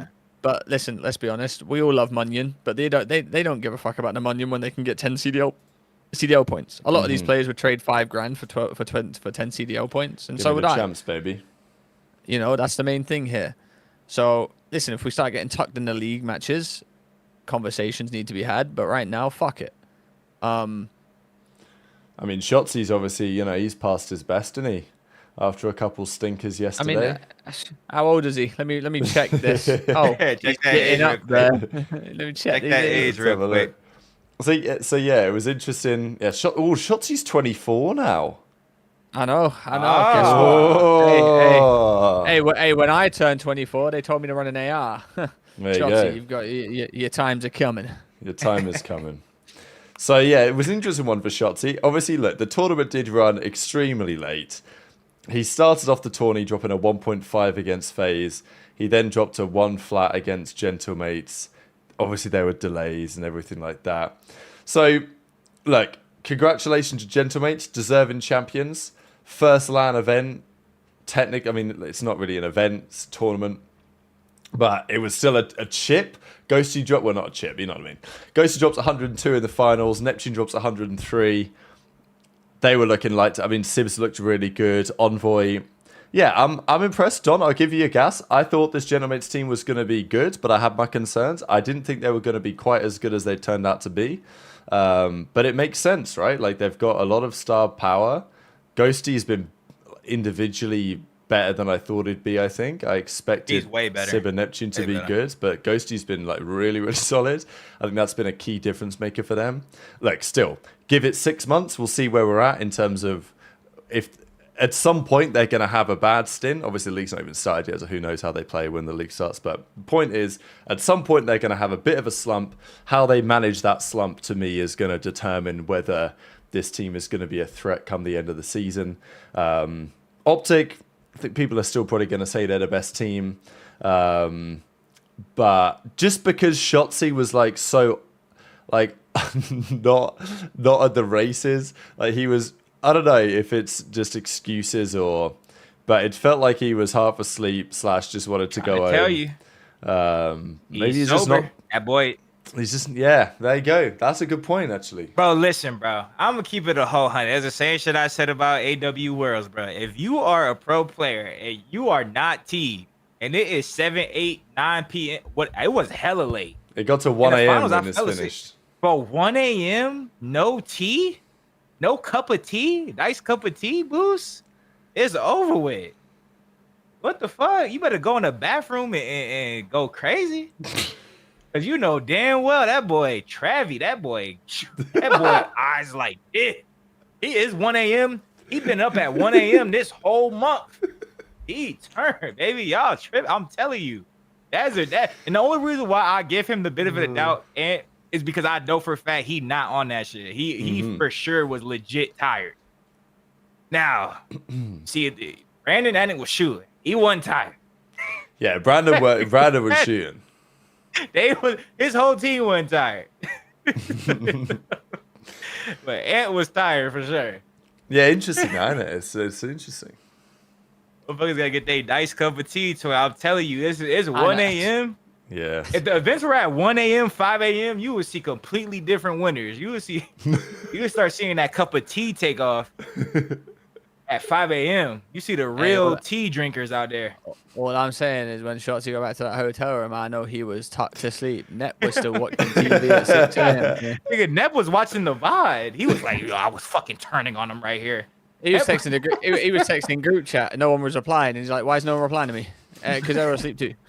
Nep got back to the hotel. I don't give a fuck. I'm counting this shit as a chip, bro. Oh my gosh, got second 5 times in a row. Let me watch this shit back. Oh my why is Dashy, why is Dashy shouting at you? I'm telling you, bro. Yo, damn, why is Dashy shouting at you? Oh no, man, I'm tired. I'm going to sleep. I'm gonna watch this VOD back. We can get better. Crazy. Yeah, I'm not giving the team. I mean, OpTic got outplayed. I'm not giving the team an excuse. I'm saying Ant throwing up the bullshit. Like he probably legit was tired. Oh, 100%. Like I've been around Ant when he's tired. Ant was probably legit tired. I'm not giving the team. I'm not saying that's the reason they lost. Like Gentlemates are good. I'm the motherfucker gassing up Gentlemates. They are gross right now. I think Gentlemates are frying. I think them and OpTic are the best 2 teams. But I do think if OpTic played them again, that OpTic could easily beat them. No, 100%. Yeah. I mean, we saw it when the Shotzi grabbed Envoy from behind. Yeah, wasn't throwing up the bullshit. Yeah, and it's not. At a regular time, Shotzi. Everyone was tired, bro. He just missed the whole segment. He just missed the whole shit. Everyone was tired. Basically, Sammy, he's saying that Shotzi was naturally tired, and Neptune and some other people were not. Oh no! Whoa! That just seems like a no. I said Neptune and others. Ah, okay. Couple of people were off that shit. It's because you said Neptune was wide. Yeah, they had that. You know, that teapot. some people on the tee, and some people were. Some people were caffeinated. Some people were sipping water. Yeah, very That's well it, said. man. Yeah. It's 1 a.m. He was tired. I think if they played against each other again, it'd be a nice, close, grueler match. But I think OpTic could win. Does Ant not drink? Someone said Ant barely drinks caffeine. I think Ant literally drinks water. Like, I know Kyler. I'm pretty sure Kyler just drinks. I know Kyler. He had the little episode a couple years back. I'm pretty sure he played fine, right? He fucking played fine. He's not off the shits. So I'm not saying that's the reason why they lost. People are just fucking brain dead. I feel like I explained it pretty well. Yeah, he was fairly good. Saying for Shotzi, getting him going neg 35 in grand finals, he was probably a little bit tired, bro. That's all I'm saying. A little bit tired. It's 1 a.m. But just remember, that ain't no excuse. They got slammed too. Here, they got pissed on. They got slammed. They should have got 4-0'd if they didn't. If they won. OpTic won the first map off pure aura. They were playing that shit horrendous. They were literally getting blown out the water. The commentators are like, oh my God, the Gentlemates set the meta? They have 4 fucking Dravics out. They have 4 Dravics out. It was like 2, it was like literally over. Then it goes to P1 and OpTic got like 17 kills in a row. They won that off pure aura. This shit was a sweep, realistically. If they didn't have aura, the shit was done. Didn't have aura. I will say though, before, because we haven't really said it, shout out Kaysan for hosting these events.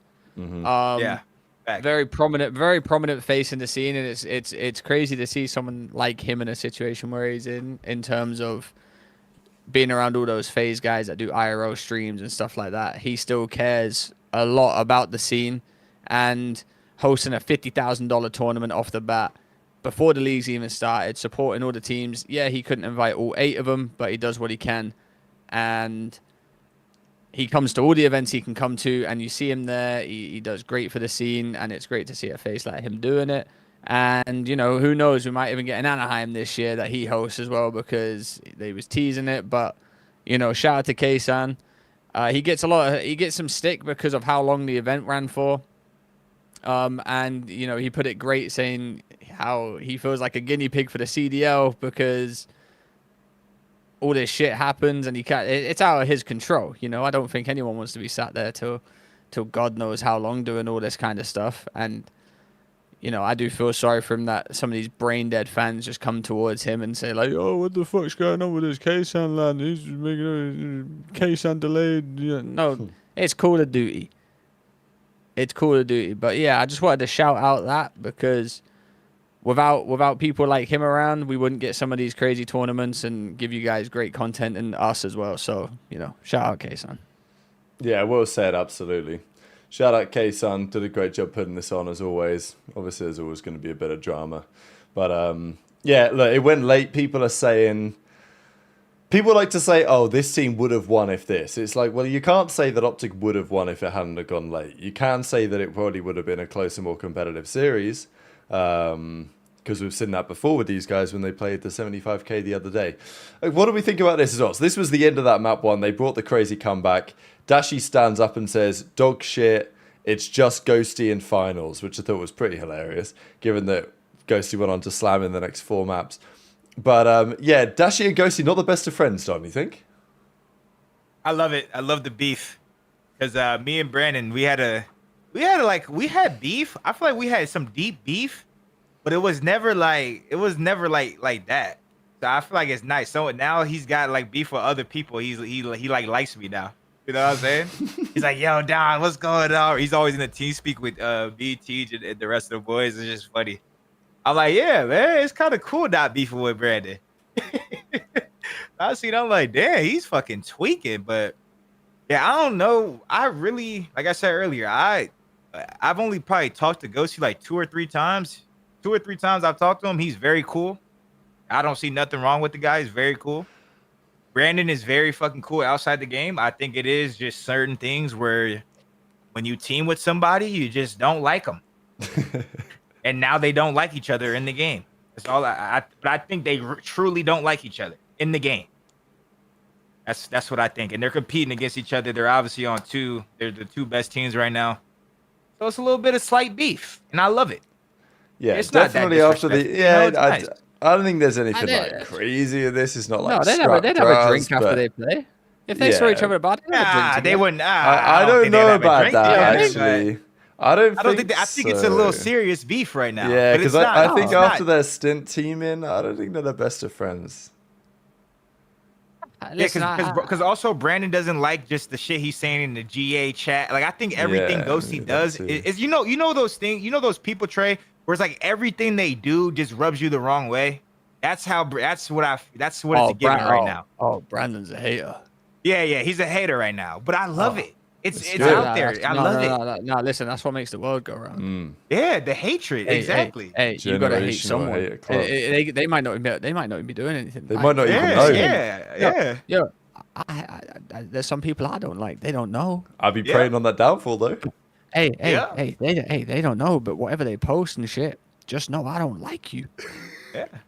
I don't like you. And no, we won't get a drink. And no, we won't get food. I don't like you. Yep. And if that's how Brandon, if that's how Brandon's feeling, I'll with it. That's how he's feeling. I think that's how he's feeling, and I fuck with it. Cause now, you want to know the only issue though, Don, is he's screaming at him saying it's just Ghosty in finals, and Shots go,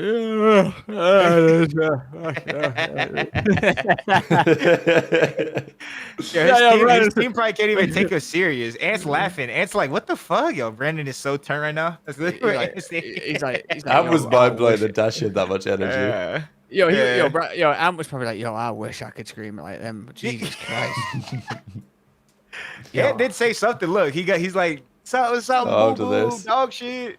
Yeah, he didn't mean it though. He was just he did do a little. He done that and was like, damn, I ain't even got the energy to say that anymore. he couldn't have the energy to stand up. He didn't even stand up. Ant always stands up too. Yeah. Him looking at Brandon, he was like, damn, I'm tired. I'm tired. I'm tired as hell. I thought Ghosty was going to give it more at the end after they won, but it was late, They weren't going to probably go too crazy after they won this tournament match. I mean, when you're getting shouted at like that, there's 2 ways you go about it. You laugh it off and you get slammed, or you laugh it off and you just, you act nonchalant about it. And that's what and if you win, you have that smug look on your face, like, why are you shouting so much? Yeah. Like, sit down. I've had that before, map 1, I think I've had Spacely jump up and shout at me. I'm like, Yeah. come on, bro. Come on. You know you're getting 3-1. Like, sit down. And then, you smoke them and you go, all right, boys, what was that about? Huh? What, you won 1 map? Nice try. Come on now. That was a petty one just so we stay in the tournament. So you felt like you could stay in the tournament longer. Get out of it. Anyway. Good shit, though. I love it, man. Shout out to the beef. More beef. Let's get some more beef. Let's get more beef like this. See, this to me, this is W beef. There's no girls involved. There's no. It's just I team with you. I don't like teaming with you. Run my fucking fade. You know what I'm saying? This is perfect. This is perfect beef. We need to all support this beef. Encourage this type of beef. Yeah, I'm on board with that. We'll and hopefully we get more of it, right? Because it looks like OpTic and Paris, they could be having a good little battle for the first part of this year, especially if Thieves and FaZe aren't super in the conversation quite as of yet. Ghosty says, GG's OpTic won 4-1 in the final. Shout out Kaysan hosting this event. Shout out the great matches. Despite the delays, appreciate the support today, everyone. 6,000 likes banging on that. I mean, it's just as easy as you like. Who the fuck's this? Justin Bieber? I mean, look, 6.6k. Like, if I go to Envoy, I mean, I reckon Envoy's banged out something similar. It's just, yeah, the French fans, they actually don't fuck around at all. And oh, you can't get shit on though. Yeah. I mean, like Envoy just drops this. It's not even a good tweet. Like, it's not even like he's not really done any emojis or anything like that. Like, he's just put Kaysan 50K champs. He's not even shouted out his teammates. He's not even done hashtag champs. He's just, well, he has shouted out his teammates, but he's not added them. He's hit a nice little 4K likes on that one. So, it's just cheat code stuff. Trey, if you joined Gentlemates, you actually would have got your plus 30k followers. Crazy. Yeah, but I probably have also got the real treatment. That is true. And I want, there's nothing worse in the world than someone that you're way better than in life telling you your shit. Yep. And I don't like that. I don't like that one bit. It's like the saying, I've been saying it recently. I'm closer to simp than you are to me. And I mean, fair enough. God likes saying. God likes saying. God likes saying. You're choosing simp. That's your number one. The OpTic fans ain't gonna like that. What would you want me to say, huh? Well, I don't know. Just so it's interesting. I can say. I mean, you could say any player. I'm closer to Jimbo than you are to me. Yeah, he was in the league. He was in the league. I'm closer to Jimbo. No, Donwell actually was closer to Jimbo. Yeah, that's my duo. That's my duo. Oh, I bet it was. Jimbo will beat the fuck out of somebody. I swear on my life. Yo. Seen that boy pick up the heaviest dumbbell at the Toronto facility they had and just started pressing that shit. No warm up. Wait, he's like that. Bro, Jimbo trained UF. Wow. Bro, I'm telling you, like all the people like trolling Jimbo, they would literally just be chilling. Like they would not do none of that shit, bro. Like, that's why I never said no. As soon as I found out, I'm like, me chill. But this motherfucker hit me with a tornado back kick. I'm fucking on the floor. This motherfucker whooping ass. I promise you. Jimbo whooping ass. Jimbo beating ass. I promise you. I'm crying. Never mind. He didn't even hack for real. Yeah, I'm seeing I think he got set up, bro. He got set up. He didn't even hack for real. He got full shadowed. I mean, when he got banned, he did say he wasn't hacking. That's what I'm saying. Yo, he got full shadow for free my brother. Saying, free my brother Jimbo. Free my brother, man. Free my brother. You remember he tried to come back as well, Lau? He changed the name, came back. Yo, free him too. Yo, free him too. Woo. That's my boy, though. Oh, yeah, I bet it is. All right, baby. You know what time it is? Near the end of the show. Actually, I guess we'll do Showdown of the Week. Then we'll come back to another little question I have to close out the end. Oh, I made everyone disappear, I think, on the screen. Everyone's back. Okay, Showdown of the Week candidates. I mean, I got five lined up. There's probably some other ones as well, but there were quite a few this week, to be fair. So, okay, the theme song is. We can do it for next week, maybe. Oh, everyone's frozen. Hang on. Let me fix it. Let me fix the camera's frozen. Bro, you're making me look chopped again. Yeah. Don't worry. You're back. We're back. All right, we're back. Oh, is my camera just frozen as well? All right. Oh, actually. Beautiful. Oh, you look terrible. Yeah, I look way worse than you. That was. You don't get a freeze frame when you go like 1,000,000 miles an hour and your face is all wobbly. All right. So last week's champion was Envoy. Congratulations. He's not going to get the back-to-back because he's not in it this week. Shotzi #1. He gets shit on by Xnid. Here he is. Little scrim here. We're playing some exposure. I'll hit the little zoom in. Whoa. Xnid actually did shit on him, to be fair. Hit him with a little backslide. Backslide drop shot. And that was a Dravek he lost the gunfight with. Yeah, that's a shit on. That's a shit on. That's a turn on. Oh, that's definitely a shit on. Yeah. I feel like that's just. I mean, he even says it. I got fucking shit on. He says it's one of those shit ons where you're like, damn, you know. Yeah. I haven't seen the other 4, so I'm ranked at. I'm We ranked don't at have to a 3 rank him right yet. now. Okay. Well, no, I'll rank it. I'll blind rank it. I'll blind rank it at 3 because I'm hoping because that's a shit on. But I want to see something like, damn. Yeah. Well, there's a couple of other good candidates. This one, I mean, look, I'm hoping Nasty has a good year, but he's on this list twice this week because he had a couple of stinkers. This was. Hey, you're bound for an off week. You know, if you make it twice on the list. Envoy made it twice. Yeah, he did. That's a fair point. And then he won it. Ooh, that one might be worse. This one is pretty bad. This is a full 180. Like, I think Nasty. I think he might drop down from the ledge or something. I'm thinking he drops down off the ledge or something. So maybe. But. Oh. Yeah, this was pretty bad. Like, this is a full 180. You start shooting him here and then bang. Yep. I'm giving that 2. I think that's worse than Shotzi's one, low key. Yeah, I think it is. Yeah, I think it is. There's also another one with Nasty. Not quite as bad as this, but it's just funny that they both happen at the same time. This is bad, nasty PR. Yeah, this is bad. I know. It had to be done. Oh, come on. What's going on here? I know what's going on. We need an explanation. He's getting turned on left, right, rhubarb. What's going on this is your boy Don as well. This is Tej.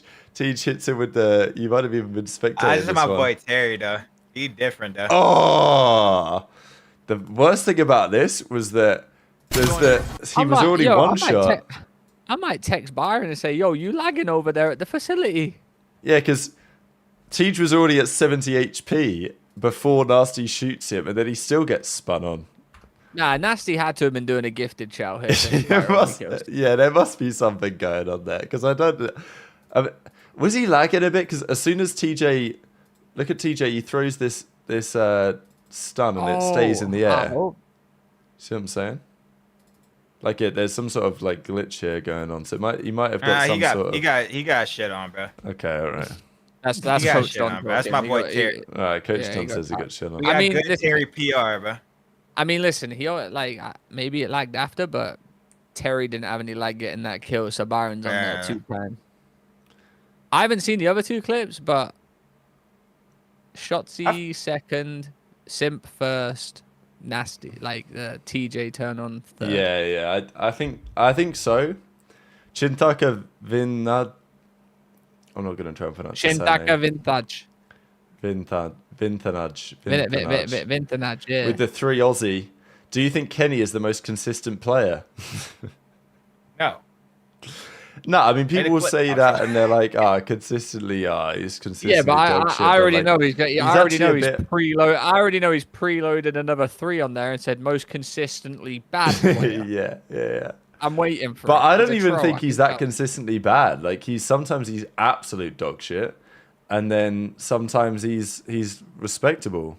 So like, he's no king of booty. He's no king of booty. Still my goat. All right, those are the other options. There's the other two are pretty good as well. So this is similar to last week's one, also pretty insane. So this is Shotzi. This is that tournament the other day. Bryson Tunn went in there. Shotzi gets 2, and he hops over the wall and punches Diamond in the back. It's not quite the Envoy one, but it is pretty fucking insane. Obviously, Diamond can't really do anything about this. He just gets shit on. But this is such a good clip. Like, the movement that Shotzi hits here, because he knows that he's getting shot in the side, he actually does completely piss him, to be fair. That's pretty bad. This is pretty bad. Nah, that's pretty bad. Wow, these have all been pretty good, though. This is a good week of shit-ons, can't lie. I feel like that one's got got There was one on Den, too, bro, in the match. Yeah, I got the Den fucking... one. That's next up. Right. I mean, if this is the same what I'm thinking I can't really rate this 4. I gotta rate this, like... It's gotta be a 2, right? And then this is the other one on the Den. This is Draza versus Dashy. I mean, this was just like, Draza actually just got shit on here because he just pissed himself. Like, some of the shit-ons, they just get slammed, but there's nothing they could do. Like, Diamond Kong got pissed on there, but it's kind of, he didn't really whiff. Yeah, and what do we think about there this was one? There was one where Ghosty one? like shit on. It was Gentlemates versus Thieves. Okay, Y'all know what I'm talking about? He like jumped off. He like fucking shit on somebody like by the pillar outside this lobby. And then the commentator thought it was somebody else because the fucking game. That's why I don't even know who it was because the tags were fucked up. Okay. And then Envoy was like, that was Dan Ghosty. And they're like, oh shit, that was Dan Ghosty because when the clip happened, it was like a different name because the fucking podcaster was tweaking. That it right there is a shit on. It's just, like, that's just impressive shots. Yeah, it's not that bad actually. No, it's a real bad shit on, like it is. This one.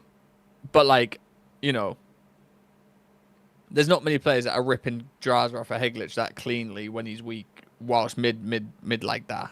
Yeah, it's good we got it from his POV as well. The other ones have been for the yeah. other I'm thinking, you know, in terms of getting turned on, and the other ones, I feel like that would be a 5. Yeah, I don't think this is as bad. Leaper Reaper says that should be number 1. I don't think that's number 1. I don't know what I'm putting number 1 though. Actually, out of these, I'm not gonna lie. I know Trey chose the other one. I think XNIT turned on Ann was the worst one. That's what I think they can be 1 and 2 low key. Wait, I just think the nasty one. The nasty one. Listen, for me, it goes nasty, XNID, Diamond Con. Yeah. Nasty. This one. Yeah, I think that's fair. All right, so let's put a poll in the chat. Let's do it, because it's going to be difficult to. I want to know what they got. Shit on of the week. So, option 1 is Shotzi versus XNID. Option 2 is Simp versus Nasty versus Simp. We'll leave out the Tej one, even though it was your boy. Option 3 is, that'll be in the final one. I'll do all of them. Draza versus Dashy, and then Diamond Con versus Shotzi. There we go. All right, we'll see what the chat has to say. We'll give them about a minute or so to vote in this, because I think this is actually kind of an interesting one this week. I'm not sure. I don't think there's a clear and obvious winner like there was last time around. If I had to pick one, I think without seeing it from the point of view of the person who got shit on it, it's a little bit more difficult to say. I think the Simp one on Nasty is just pretty perfect, because it's a clean 180. He spins around, he slides, he hits all the bullets he needs to, and then he dies immediately afterwards. So it's pretty on point. A lot of people want to give it to Draza here. A lot of people are going to vote Draza in this. We're going to have to overrule them if they do that, though. Yeah, because that's just Dashy tax. It's OpTic tax. Yeah. I know it was a good clip. If it was Dashy getting shit on, everyone would be like, nah, it wasn't even that good. Like, Draza headshot multiplied him or something. Yeah. It was a good shit on, but like I think we've had a strong cohort this week. right, listen, if Dashy does that at an event, they scream, okay? But if Dashy does what Simp done to Nasty, the roof goes off. Yeah, the Sim to Nasty one was more impressive because Dashy had some time to like re-center here. I mean, it was LAN. I suppose this was LAN. That was bad. I guess they're saying that that he whiffed so bad. Nothing beats a turn on though, bro. Yeah, I think I agree. Nothing beats a turn on. Like, Don, even the Xnid one's better than this one. Like, nothing beats a turn on. Yeah. That, like, getting turned on is the ultimate shit on. Yeah. This one is like, he fucks up his movement, but this one is like the Shotzzy one versus Xnid. This is a prime. I mean, Xnid's already weak. Xnid's also weak here. Yeah. I mean, this is... You might actually be right, Don. This is a proper one. That is a proper one. Right there. Really got fucking drop shot turned on by Xnid. All right, let's see what the chat has By to the say. King of Saudi. Oh, it's tight. It's actually a really tight poll. I'm going to give it another like 30 seconds. Nasty number one IMO. Draza got slammed. No, Blazing listen, everyone Burger got King simp is crazy. that's why it's called shit on. Because there's 5 clips where 5 people get shit on.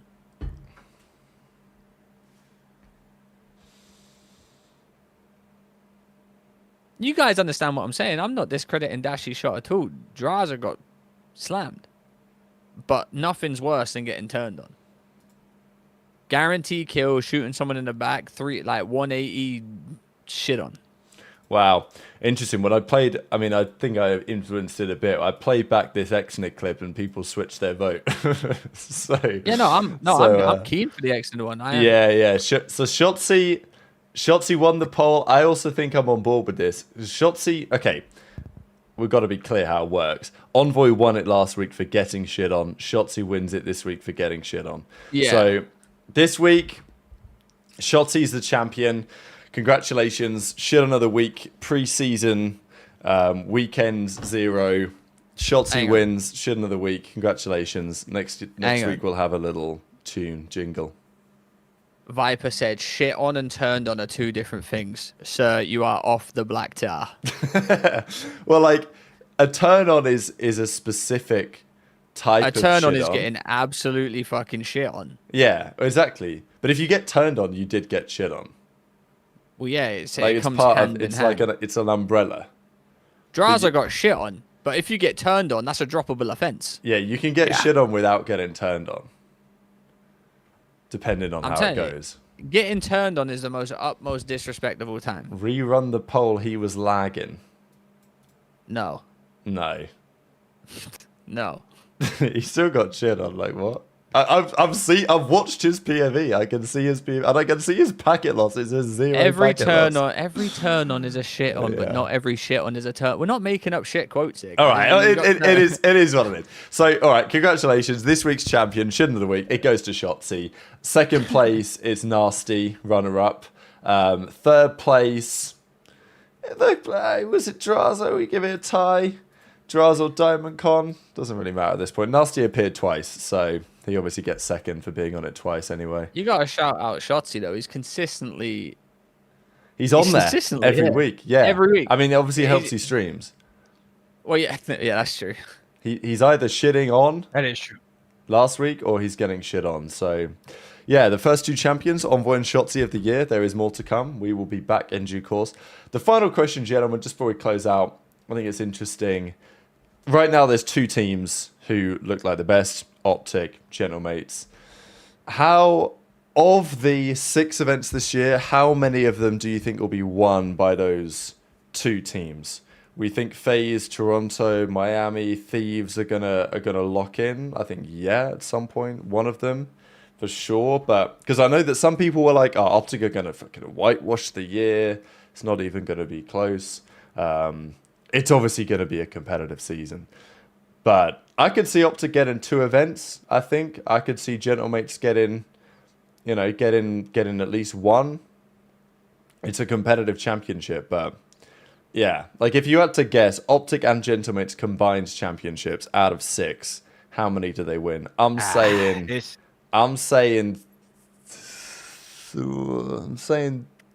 3, maybe 2.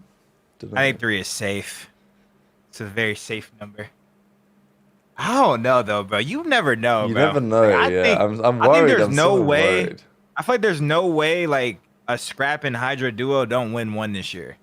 I just don't know if the roster will be the same by the time they win 1.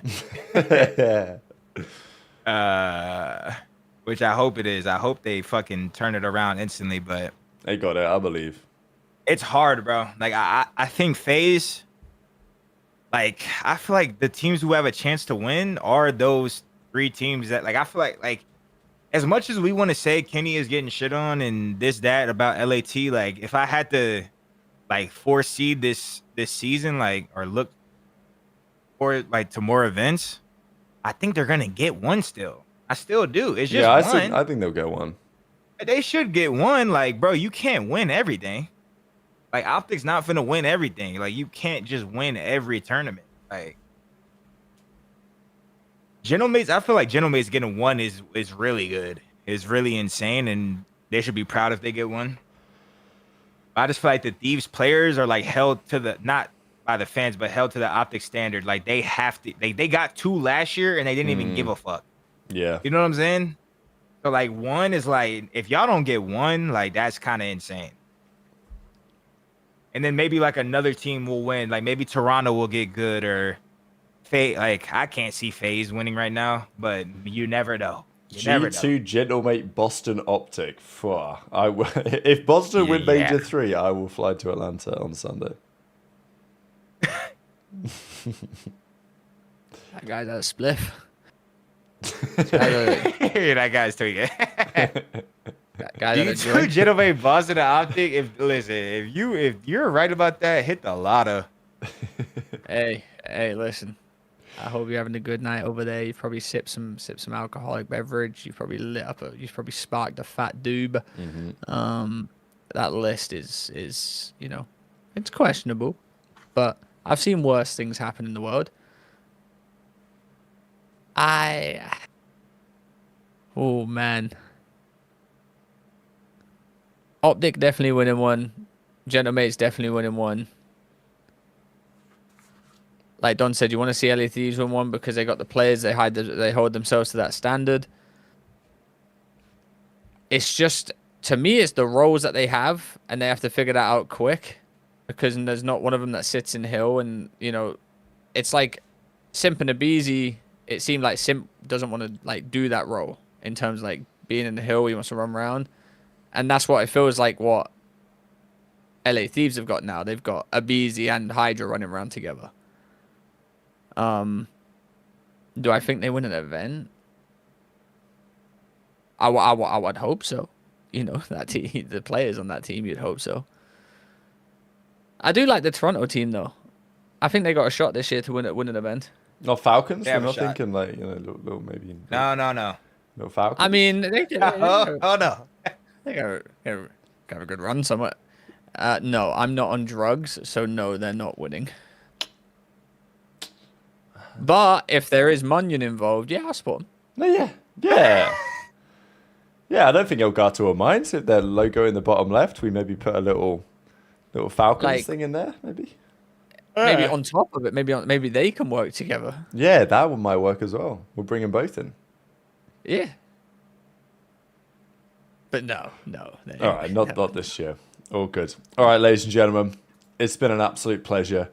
Thanks all for tuning in today. Thanks for watching after the fact on YouTube. That live on thumbnail is hell. Spotify, all this.